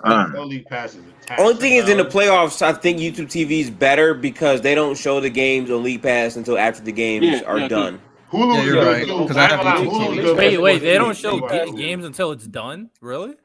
On League Pass, you can't watch them. You have to watch them. Some games are like TNT, and like some games are like blocked. If it's nationally televised, that's for you American people. The UK people. Well, I have another. That's where you go to YouTube TV. That's the one thing, though, Mars. We do get region blocks sometimes, depending on. Yeah, I hear about that. And that's why I get a VPN and I live in London. So. Yeah, but that's what I should only make sense. Welcome to London. How am I getting? But how am I getting region block for League Pass? The point is for me to be able to watch this anywhere. Like, but I don't know. It's trying to take money, bro. J-Rob, you from New York, man. You be all right. It's about the channel to watch this game. You ain't missing out no games, J-Rob. Stop it. Yeah, you just don't have to watch Julius Randle as much. I mean, right, bro. Like I watched a lot of OKC this year, actually, because I'm the late. I watched the 11 and 10 o'clock games. Boy, they had a top 10 defense with no real center, bro. That's me right moves. I spent most of my watch time was on Denver, Golden State, OKC, and Houston. They were like my 4 most watched teams. So. See, I'll have to say for me, the Knicks, Lakers, Oklahoma City, and actually the Toronto Raptors. I watch the Warriors a lot. And the Raptors. Boy, the Raptors was some shit this year. Because I got my crib is in my crib is in Canada in Hamilton, so that's one of the teams. Like I'm watching a lot of Canada, watching a lot of Raptors, a lot of Lakers, a lot of Knicks. Actually, the Nets as well, and then OKC was always. Yeah, I was just about to ask, like, what's blocked out? It's no Seattle team, like. Seattle out here, my league. Well, League Pass wasn't blocked out because when I got out here, it was playoff time. So you know what I'm saying? It's not the same. So like whatever's on the playoffs was gonna be able to be watched. Tune in. But we'll see. I will see this year though. Yeah, we'll see when the season starts. Yeah, I'm gonna tap into Dallas a lot more. The team. I'm saying it now. The team that's gonna get the least watch time from me is 1,000% the Utah Jazz. The Utah Jazz is not getting a lot of watch. Low key, I think the Jazz are going to be very fun next year, though. Low key. I just don't like them. I'm gonna watch them for Keontae George and Taylor Hendricks, but I'm still not gonna watch them. Yo, Keontae George. Damn, no Lord Marketing? Are we watching the Wizards or not? Going to have a say in that. I'm watching Jordan Poole for sure. If he can shoot. Oh, the Wizards. Yeah, the Wizards are cooked. I'm not watching them. My fault. You're not watching Jordan Poole? Jordan Poole. I'm not gonna lie, the Wizards are cooked. I'll probably watch it for Poole because that's my guy and shit. Poole's about But to average man, 26 a game and being on. Right, I'll watch it for the pregame. I'm gonna watch not gonna lie, games. I need to it's see how only good Jordan Poole. It's only Jordan Poole peace, and Bilal. That's the only. Those are the only players. No, I'm not gonna lie. I think the Wizards are gonna be better than people want to give them credit for. It's like I don't care. I won't watch them be better. I mean, that's fine for them if they are. Yeah. I won't be watching that shit like that. Andrew G said, "Look out for Jalen Wilson on the Nets." By the way, anyone got any thoughts on Jalen Wilson? No. Anyone know anything about him? Nah, I don't. I'll be honest. You guys need to look out for him, man. College ball, bro. But yeah, the Wizards. Yeah, the Wizards actually might be my least watched team. That shit cooked, man. They better be the worst. I don't know why, bro. I'm telling you. All right. Tell me this, Mars. If you start hearing like a lot of good things throughout, like like the early part of the season, Jordan Poole, no, not even that. Pay attention to the Wizards. You got Poole, you got Kuzma going. Being the dynamic duo. You know what I'm saying? Whatever. Blah blah blah. Dynamic duo. Yeah. Imagine saying that for real. The way my like seasons go. At the start of the season, I watch every team. I'm gonna watch every team at the start of the season, and then as I see how trash teams are, that's when I start tuning teams out of the rotation. So last year, Charlotte got tapped out real quick. Charlotte, nah. San Antonio, nah. Utah stayed in the rotation longer than expected because they were still decent, so they got to stay around. Detroit were out the rotation and got put back in when James Wiseman went there, just so I could say that James Wiseman's trash. The Knicks get put out the rotation very quick. The Wizards were out the rotation very early. What other teams were out the rotation very quick? Chicago weren't in the rotation for very long. There's a lot of teams that, and then they might find their way back in, and then I'll stop watching. But like my main staples were Houston, Denver, OKC, and Golden State. They're like my 4 main staples that I watch the most. But that's just my general way of going about watching. Y'all don't think Bilal, Kuzma, and Jordan Poole. I like Bilal. I don't know how much he's really gonna play from the jump. I'm not gonna lie. And then seeing Tyus Jones, the most I'm not gonna lie, Mars. I don't know what the most overrated point guard in the league actually commanded offense though. Like I'm not gonna lie, bro. You're saying these names like they're I'm literally gonna watch based off of this stuff. Look. One, I'm gonna watch because all I heard last year, every time I turn on the Grizzlies game, every single time I turn on the Grizzlies game is, man, Tyus Jones. You heard Doris Burke too. Tyus Jones, man, he's a starting caliber point guard on any NBA team. Well, I was like, and that's not making you watch 60 games. I never said 60 games. I said I'm going to watch. You're gonna watch about 15 Wizards games. I'm going to watch. I feel like I'm gonna watch a good sum. I want to watch a good sum so that way I can have a good evaluation on them, and then also talk about if Tyus Jones would just change people's mind, that'd be crazy. Bro. Well, not too crazy, but it would be. I'm letting you know right now, JJ, bro. I'm making a spreadsheet and I'm tracking these shits, bro. I'm writing down the specific amount of games I watch per team. So by the end of the season, if you ask me how many games did I watch, I will legitimately be able to tell you, bro. See, that's nerd shit right there. That's nerd. Nah, that's a W, bro. Hey, that's a basketball head right there, bro. Is it nerd? I can't cap the people, High level. I want to see Austin Reeves. I want to see Austin Reeves end up on the Wizards next to Jordan Poole, man. Are you a Wizards fan? I think my biggest mistake. I'm not a Wizards fan. But man, Jordan Poole and Austin Reeves backcourt with a Kuzma. What is this? Because then the Lakers would have to start Max Christie, bro. Real talk, bro. You're weird. Wow. We gonna love to see that. That's not working out right now. Austin Reeves, Max Christie, Tyus Jones is coming off the bench at that point. You know what I'm saying? So you have Poole, you have Reeves, Bilal. You know what I'm saying? Kuz, and then why did Reeves just get put on the Wizards? Shout out Denny. I just see that in his future, bro. I'm not gonna lie. I see the Wizards in his future, bro. Can I end my show now? Go ahead, Senor Mars. There we go. Thank you. Damn, we're at nearly 3 hours. Jesus, I was meant to go for like. I was gonna say you want to wait for like 4 more minutes. It doesn't wait really 4 more minutes. Like it doesn't really make a difference. It's just to end at exactly like 3 hours. No, it doesn't really make a difference. So this is episode 2 of Open Court. I'm trying to do this weekly every Wednesday. I'll probably do it after Chill with Chill just so I can keep some viewers. I appreciate everyone who joined, came up here live. I appreciate Gifted for tapping in. His link will be in the title of the stream after the fact. So will J-Robs. Go subscribe to them. Make very good content. And everyone who's in the chat, appreciate you guys. Everyone who sent super chats, appreciate you. I don't know what the plan is for this channel long term. I don't know if it's just going to be Mars Talk Sports. I don't know. We'll figure that out. But thank you everyone for pulling up, and I will see you guys maybe in a couple hours for Among Us. I don't know. Oh, so, Mars, don't forget to plug the podcast you do with Dreams, who's also my guy, by the way. Oh yeah, Hoop Talk podcast this weekend, this Sunday. We'll make a return. Me and Dream. I think we'll be doing something about the best offensive players of all time. So stay tuned for that. It will be very interesting. Gifted invitation reaching out to you right now. If you want to pull up on Sunday, you're more than welcome. There we go. What time? 5 p.m. Eastern. 5 p.m. Eastern. 5 p.m. Eastern. I think I can make that, Loki. There we go. I'll probably reach out to you behind the scenes. But there we go. Yeah, Hoop Talk podcast this Sunday.